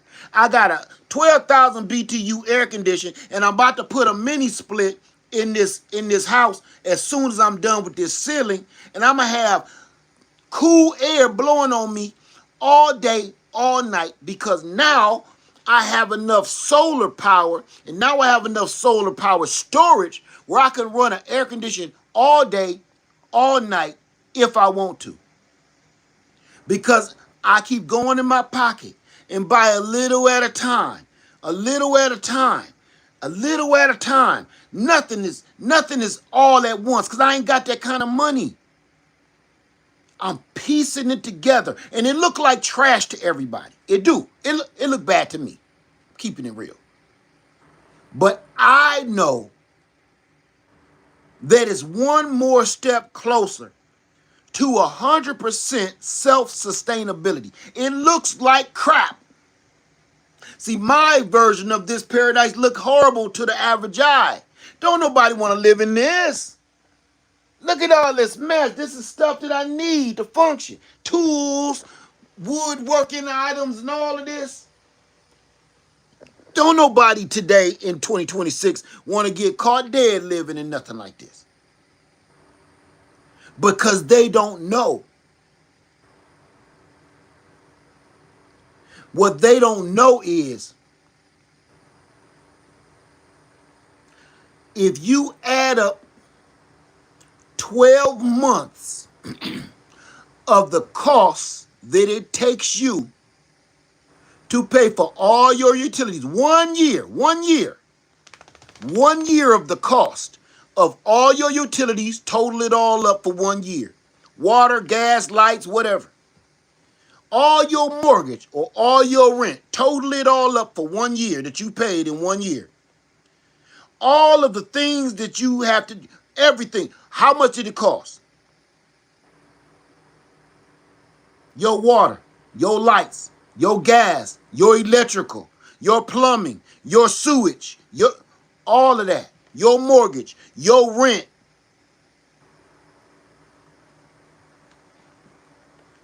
How much did that cost you in 1 year? You got a nice house, nice furniture, nice this, nice that, nice trinket, nice car, all of that. How much did you pay for all of that? In 1 year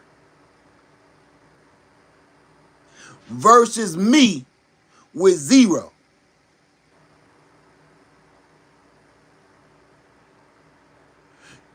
Most people in a average southern neighborhood owns anywhere from a quarter acre and up. Maybe a quarter acre to 3/4 acre. It's rare you get one or two. That's in the south. In the north, y'all, they don't give you land at all, right? What if in that 1 year, not only did you not have to pay for utilities, you not had to pay for water, lights, gas, electricity. You don't have to pay no mortgage. You don't have to pay no rent. Your taxes is $350. And say you sitting on 20 acres. You have 20 acres,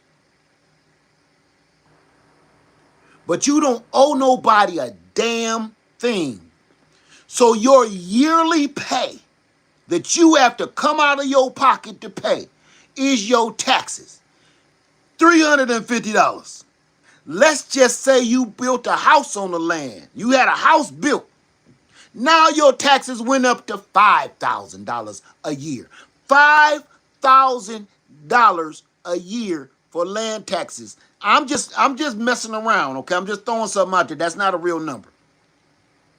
I'm saying even if it was 5,000, even if it was only $10,000, $10,000 just to live for free, you ain't got to worry about nothing else.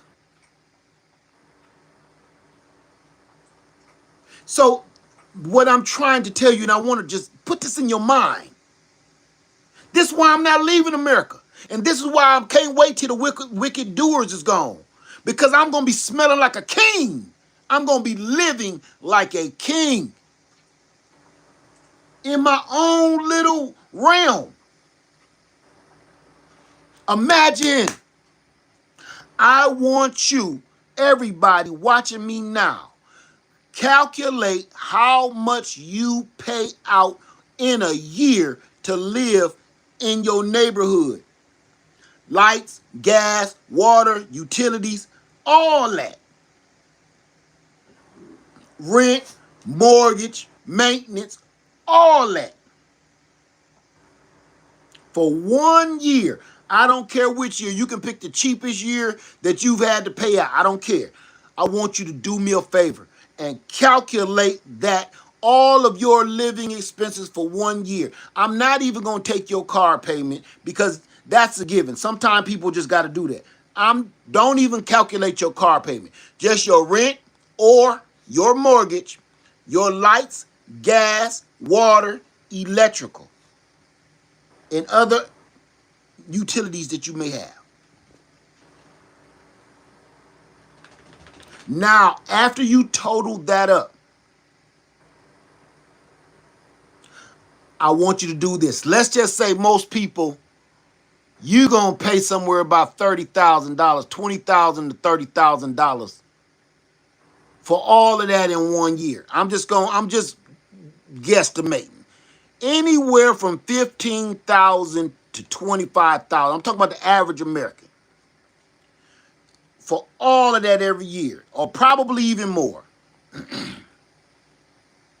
What if you could take that money just for 2 years and keep it in your pocket?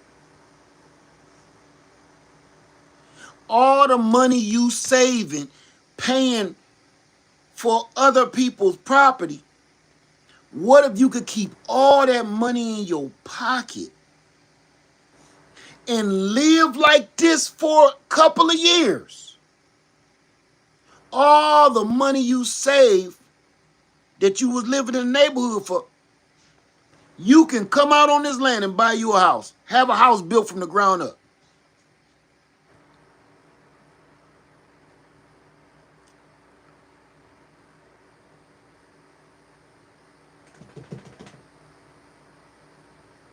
The way you want it built. If that's what you want. What I'm saying is the distractions out in this world between those demons and monsters that's controlling the show and the way that they have trained us and manipulated us to think, and the manipulation of words got us all thinking that, man, what you doing right now is the right way. You will go to church, you will read the Bible, you will pray by the scriptures, you will do all of this stuff and not do nothing that he told us to do.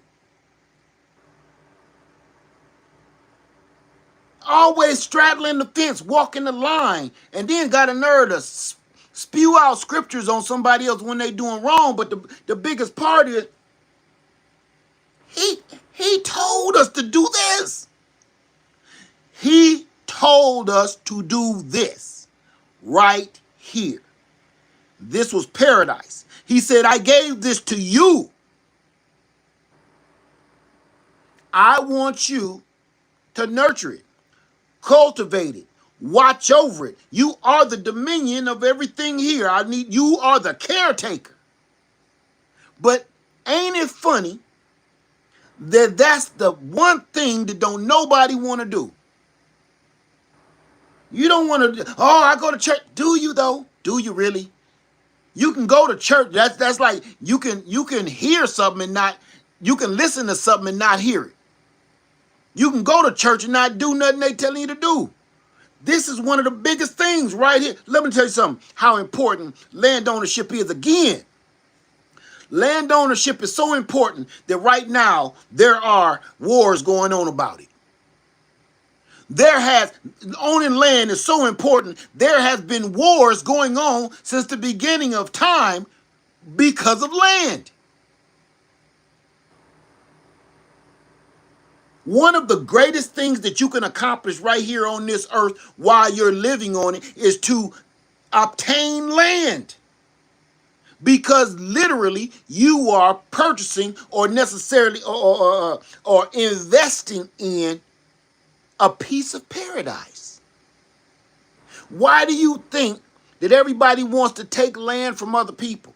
Why do you think that everybody keep trying to steal land? Why do you think all these corporations, you got billions and trillions of dollars, but you want to buy up all the farmland? You want to buy up all the neighborhoods. That's because this steal, no matter how much money you make, there's two things to hold true. No matter how much money you got, you gonna die.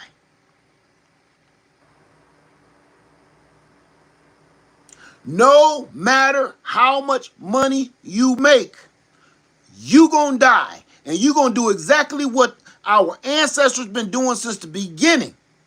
You will meet your maker. One thing. So your life ain't even more important than this land. That's why so many people die for it. Your life ain't even more important than this land. Because you're going to die like everybody before you since the beginning. You're gone. This is the same earth, the same paradise, the same water, the same minerals, the same elements, the same air that have been here since God put it here. Out of all these millions of years, This soil is the same soil that dinosaurs ran across. This soil is the same soil that Jesus walked across. This soil is the same soil that people traveled across. This soil is the actual story.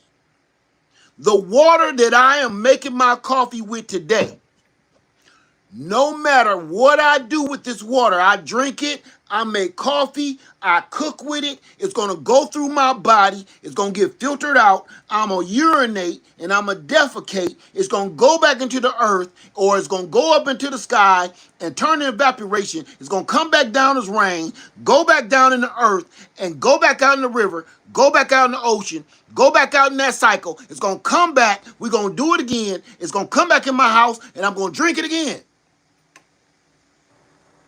There is no water evaporating out into outer space. So the same water that I'm making my coffee with today is the same water that dinosaurs was drinking in 1,000,000 years ago.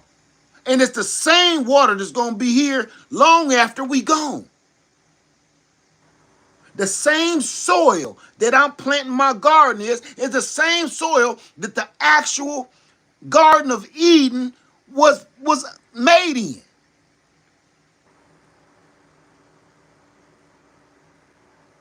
Look how many human beings have been living on this earth, whether it's cavemen, Romans, Africans, generals, it don't matter. How many human beings have walked this earth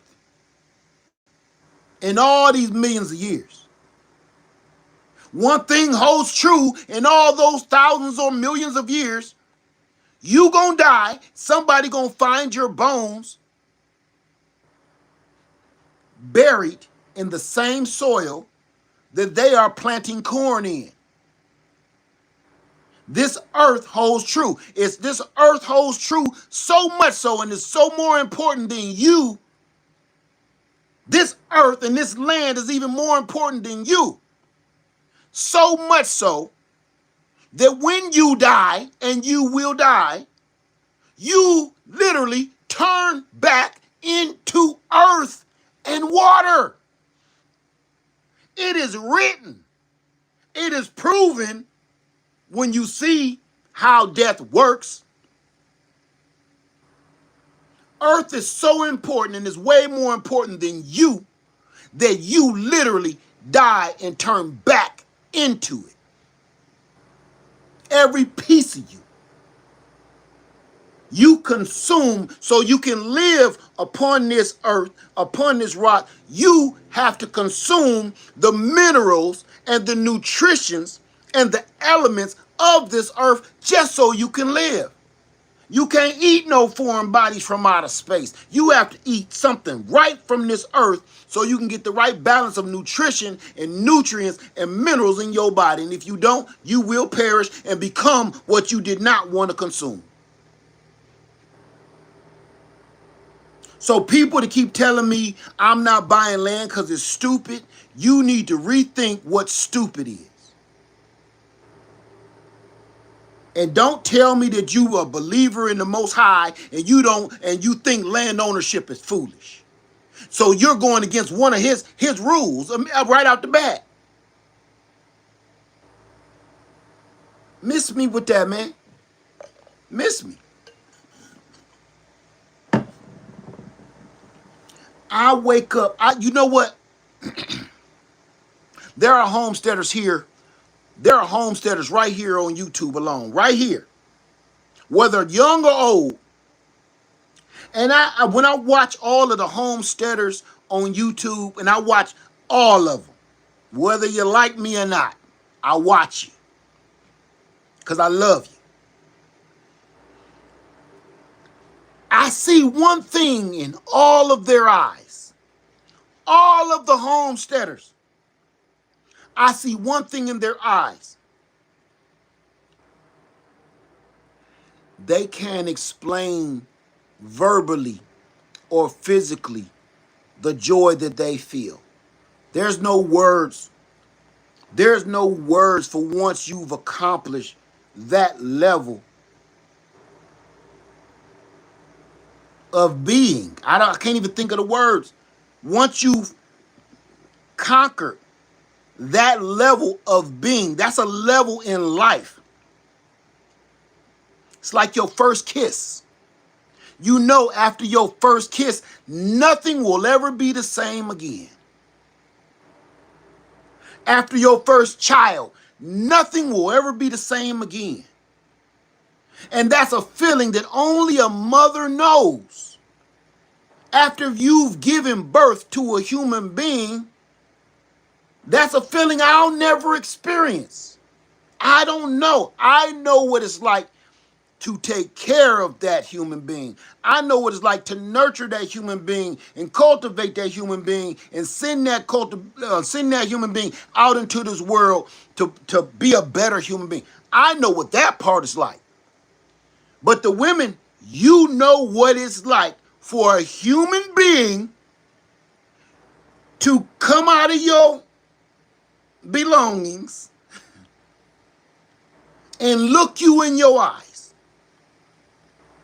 A whole nother human being came out of your body.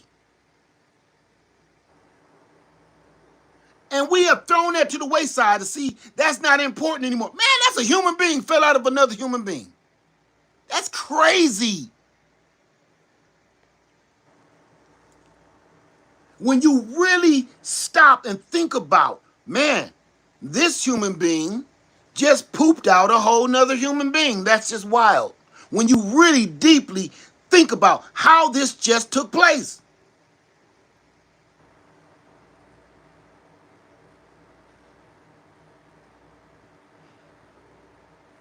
That's what owning land feels like to me. I feel like I have now reached that level of understanding that whole scenario with a human being having a human being is something, it's something cosmic, it's something unearthly, it's something biblical, it's something holy about it. It's something holy about that.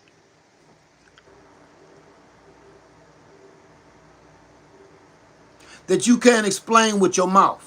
You can just try to do your best and do a good job trying to explain that feeling, that freedom.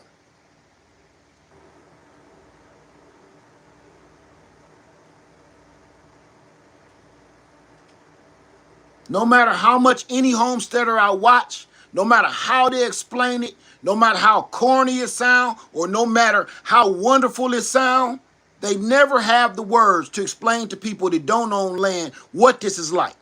It's not that you get a tractor and you get some chickens, you get some pigs, and you cut some grass and you put a shed on it. It ain't that. It's something about you accomplishing something that every elder and every one of your lineage could not accomplish. For generations, your elders and the ones that came before you couldn't accomplish something you accomplish right now. It's almost like that feeling of nobody in your whole family line ever been to college and graduated. You was the first.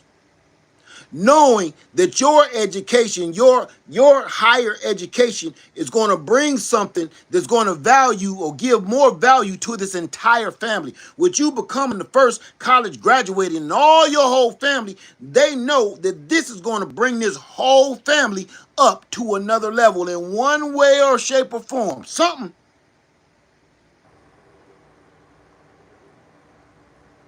Nobody was ever able to go to college because of financial problems, or they had a kid at the time. They was working in the fields. It was something why they couldn't get that higher education. You finally weaseled out of that course of life, and you figured out a way to pull it off. That kind of accomplishment. A higher education, more knowledge, and land ownership is something that everybody craves, and everybody's been wanting. And listen to me now, before this phone cut off with my little battery pack. Before this phone cut off, that higher education. Let me do this real quick. That higher education, that land ownership, that has been held away from people for hundreds of years. Why on God's green earth was something that was given to people? They want to allow you to do it. They don't want you to learn. They don't want you to become smarter. They don't want you. I'm doing everything opposite of what this system want me to do. They don't want you healthy. They don't want you smarter. They don't want you to own anything. They don't want you to own a car. They don't want you to own a home. They don't want you to own land. Think about it. Every day they make rules, laws, and regulations to make it harder for people to own their own anything. They don't want you to own your own kids. Every day they come up with a law, rule, or regulation where making it harder for you to own something. Just like slaves, they didn't want you to read. Like now, they taking stuff away from education. They don't want you smarter. They want you stupid. So you can fall for this bullshit all over again. It's easier to trick a dumb mug than it is a smart one. If you have any kind of freaking common sense, it's hard to trick you. If you are knowledgeable about an event, it's hard to trick you. Like, for instance, anybody that owns land, if I said, yeah, hell, I built my house in 3 days and cut my grass and I chopped down all these trees on 20 acres, and it only took me like a week. Anybody that owns land will be like, he a stone-faced lie. But somebody that don't own land, and I told them, they be like, wow, I think I'm going to do that because I can cut my grass in a week and buy a tractor for $5 and raise pigs and chickens, and it only cost me 2 cents. Somebody that don't own land going to fall for that. So that's why they want you dumb. They don't want you to own anything because that means you separating yourself from that system. When you have land ownership, that's a way of you separating yourself from them. That is coming out of her. That is getting away from the norm. That's getting away from everybody else. Every time all these people get sick, I get away from over there. They want you sick too. Because if you sick, you got to spend money to get well.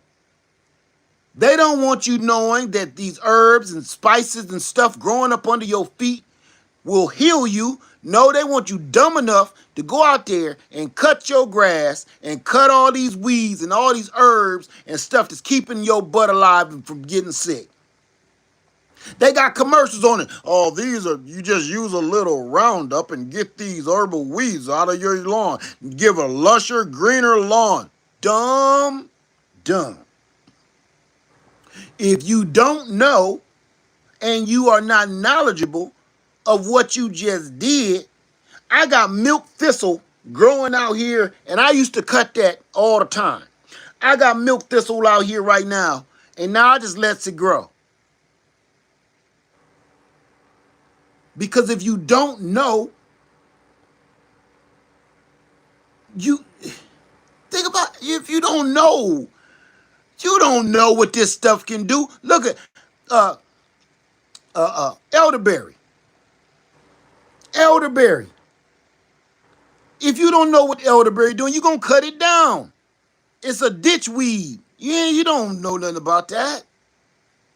Dandelion, you don't care about that. Clover, you don't care about that. Rosemary, you don't care about that. You run this stuff over. Wild mint, you don't care about this stuff. But every animal out here, these animals don't got no hospital. When these animals are sick, they go to certain plants and certain weeds that we just get rid of. You know, my son-in-law, true story, at the house. I don't spray chemicals on nothing in my yard. Nothing at my house. My son said, hey, Pop, hey, the geese only come in our yard. I said, I know. He said, it's crazy because they will stop right on the line between me and my neighbor house. I said, I know. He said, they'll be in your front yard, but they won't go to the other dude's front yard on the other side. I said, I know. Because my land doesn't have toxic, deadly chemicals in it. And those weeds that I let grow, you look at them when they're eating them. That means they done got sick. They done got some kind of bug in them, virus, worm, whatever. And they eating those herbs and spices and stuff that we letting grow wild, and they fix themselves. That's their only hospital. They do not go and call the ambulance when they get sick. They come in my yard. Like, ooh, oh, man, I don't feel good. I believe I better go down to Lead House, go to the ER real quick. Oh, woo. Somebody give me a ride over to Lead House. Oh, man, I ain't feeling good. That's what the geese do. Because they don't want you to know nothing, man. And the dumber they keep us, the better it is for them. Let me tell you this. Get this. How is it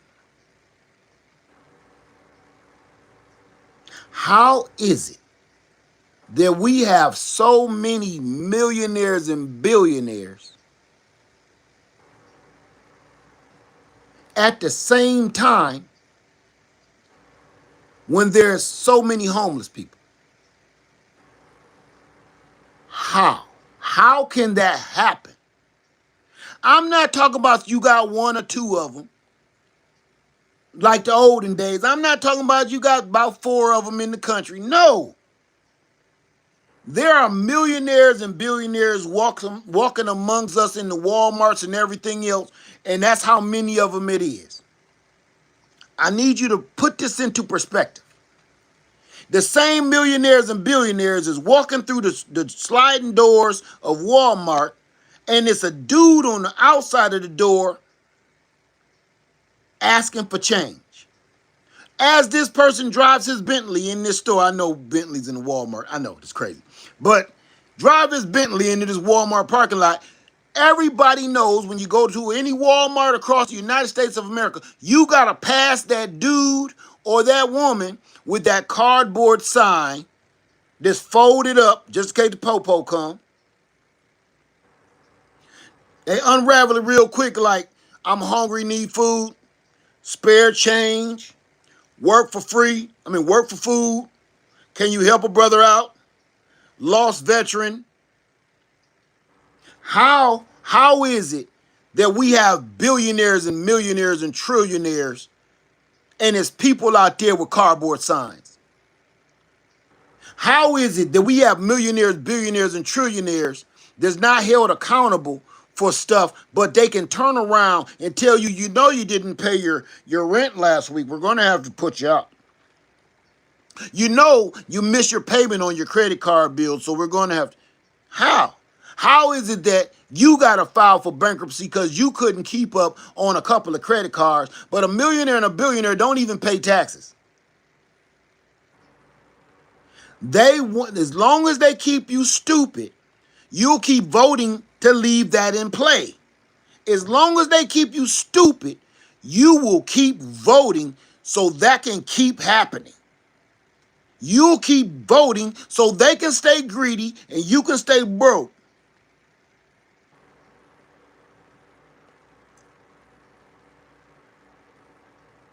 I'm going to say this, and I'm going to get on off of here.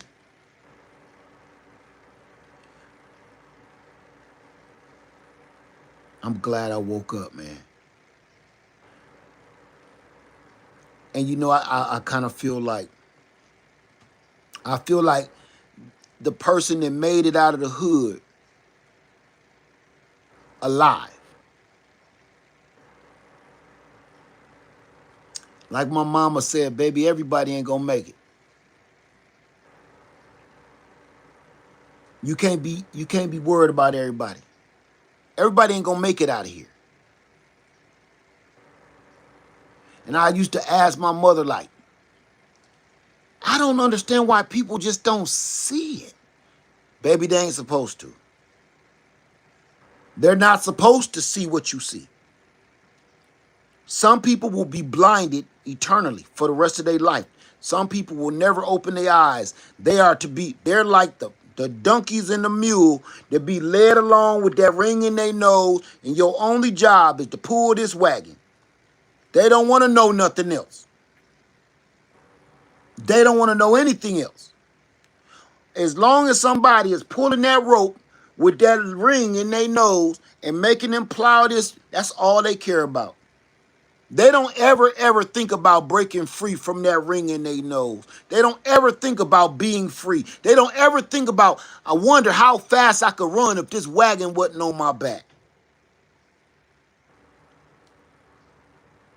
They know day in, day out, this is what you gonna do. You gonna pull this freaking wagon. He gonna pull this rope with this ring in your nose. You gonna keep these blinders on your eyes so you can stay focused on doing what's told to you.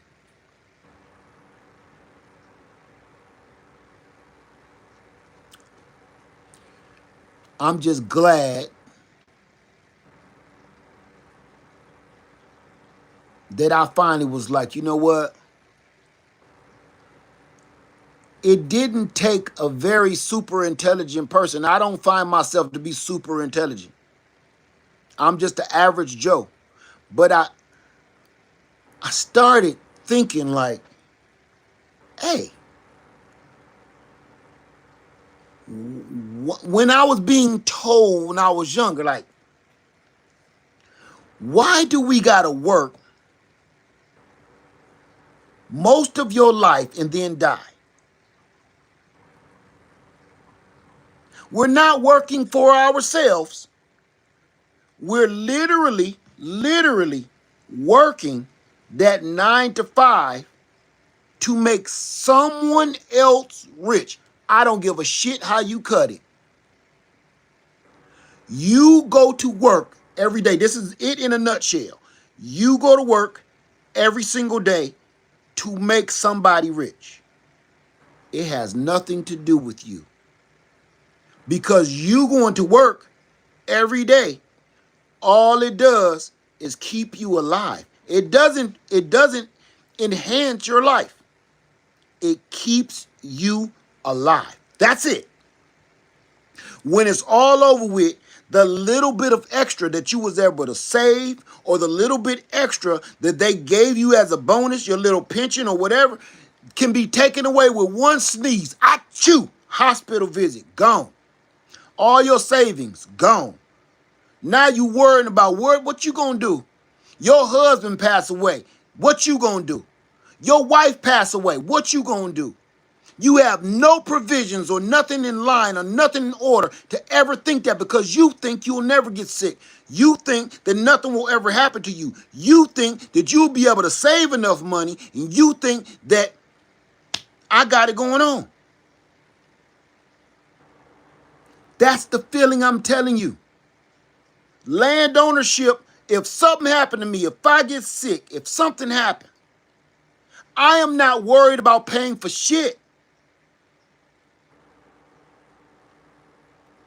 If I told my wife, hey, if we mess around and have to end up losing the house someday because we can't afford it no more or something, man, that house. I love my house, but I'm not going to die for it. And I don't own it. It's still under mortgage.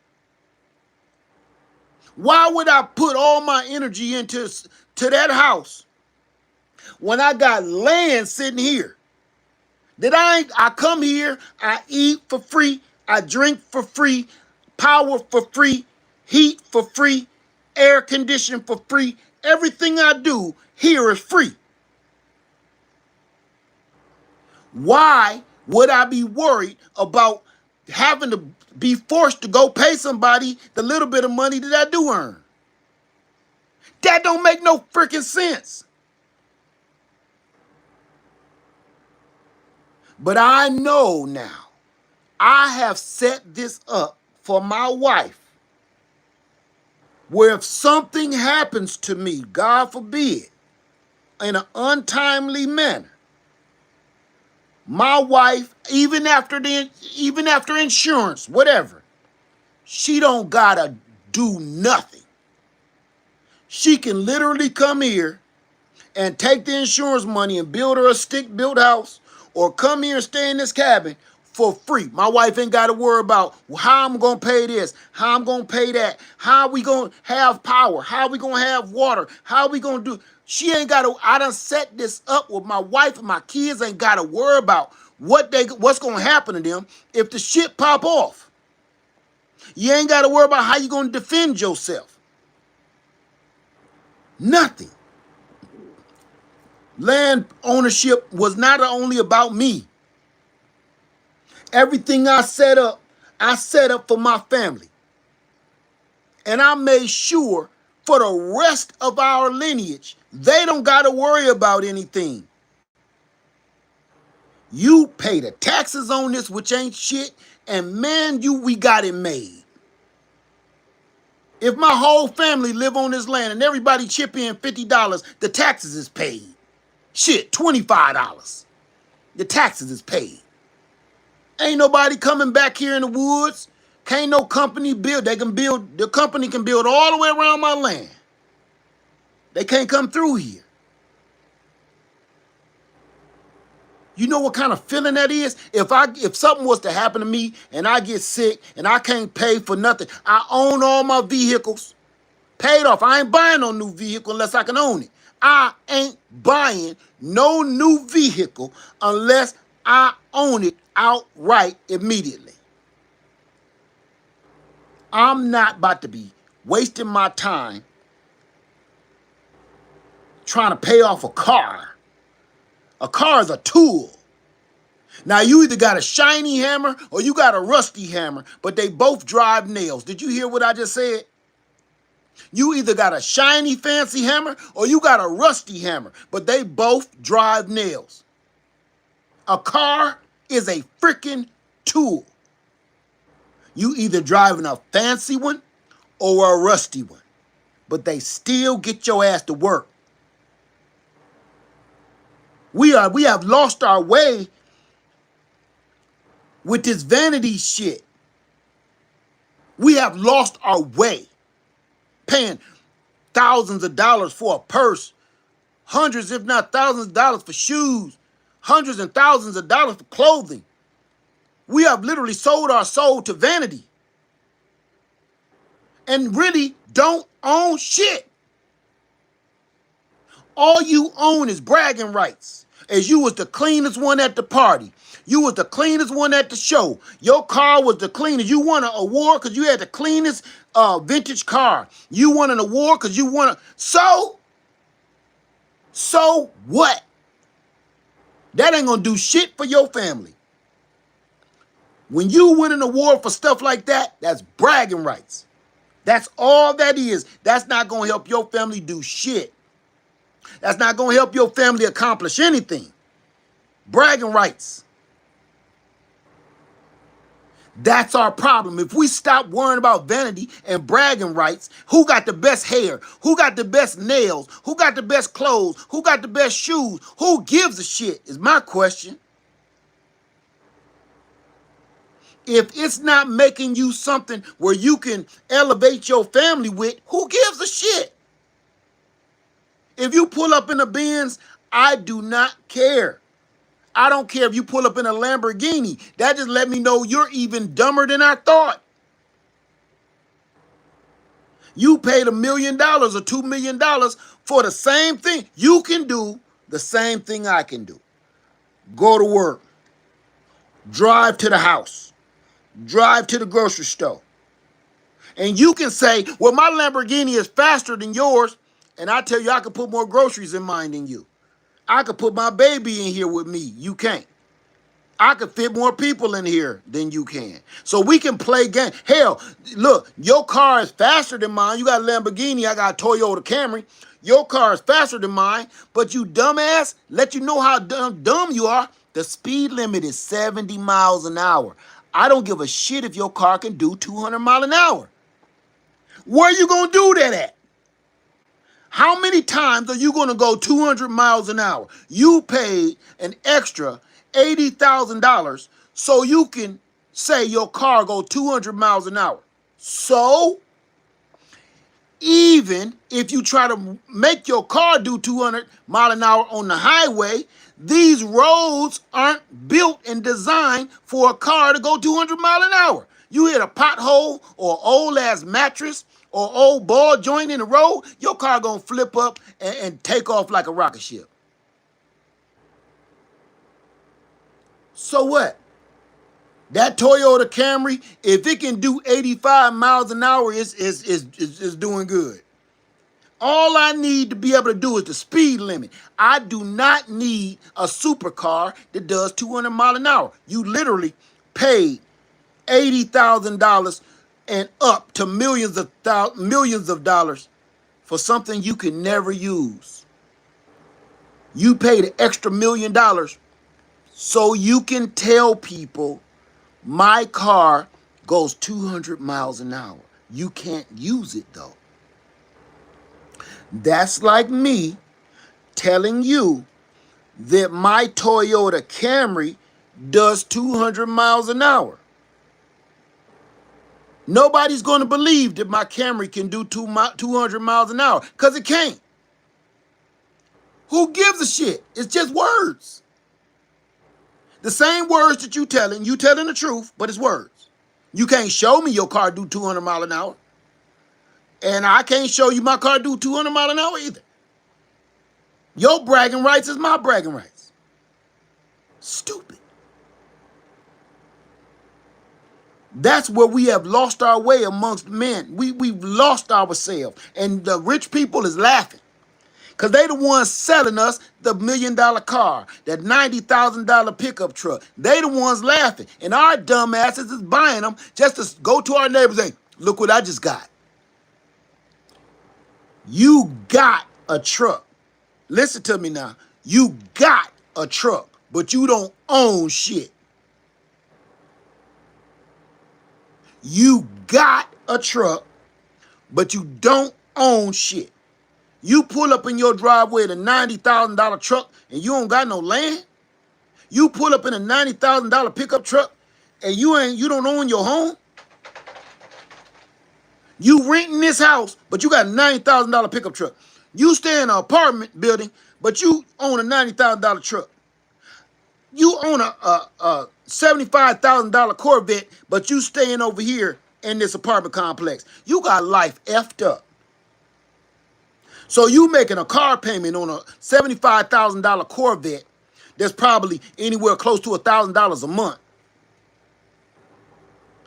But you got to listen to people next door, neighbors and kids crying, people beating on one another, people making love to one another. And you got to listen to that, but you got a $9,000 Corvette out in the damn. You must, I'm telling you, family, we so backwards now that the stuff that don't make sense, we made stuff that don't make sense make sense. We made things that that make sense not make sense. I had more people on this platform tell me that owning land is stupid.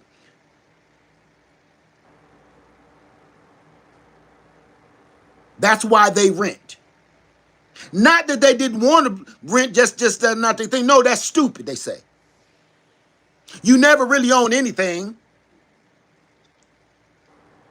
I laugh at them people because it just lets me know how dumb you are. You are the epitome. You are exactly what my mama told me. Baby, some people ain't supposed to make it. Some people, all they want out of life is to be dragged along and told what to do. That's some people. They just want to be told what to do. They don't ever want to venture out. They don't ever want to try something new. They don't ever want to go nowhere else. They just want to be told what to do and led astray. Don't matter. You can walk them right into a swamp of despair and they'll go. So that's enough out of me. It's getting hot. Let me cut my AC on for my little puppy dog.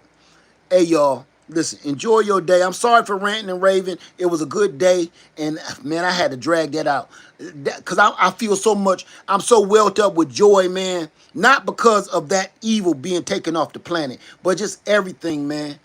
Everything that I've been blessed with, and I ain't talking about material things. I've been blessed with the knowledge to elevate. I've been blessed with patience. I've been blessed to wake the hell up. I've been blessed to actually realize what that book is telling me.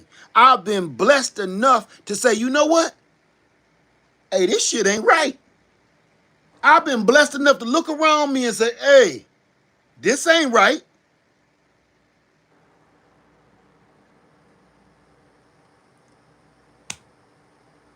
With that being said, everybody, thank you so much for watching. Leah Farmer 73, I love you, and I'm out. Before I go, I just put out a video of more battery storage that I'm doing on this cabin. I know I should have let the video go longer, but I couldn't take it. Go check that out. If you're looking for more solar power battery storage, check out the video I just released this morning. All right. Everybody, Live Farm 73, I love y'all. Thank you for watching. Thank you for supporting me. Big up to everybody in the chat today. Thank you. Thank you to the trolls, too, for trolling. All right. Live Farm 73, I love you. Stay safe. Stay sane. And I'm out. Peace.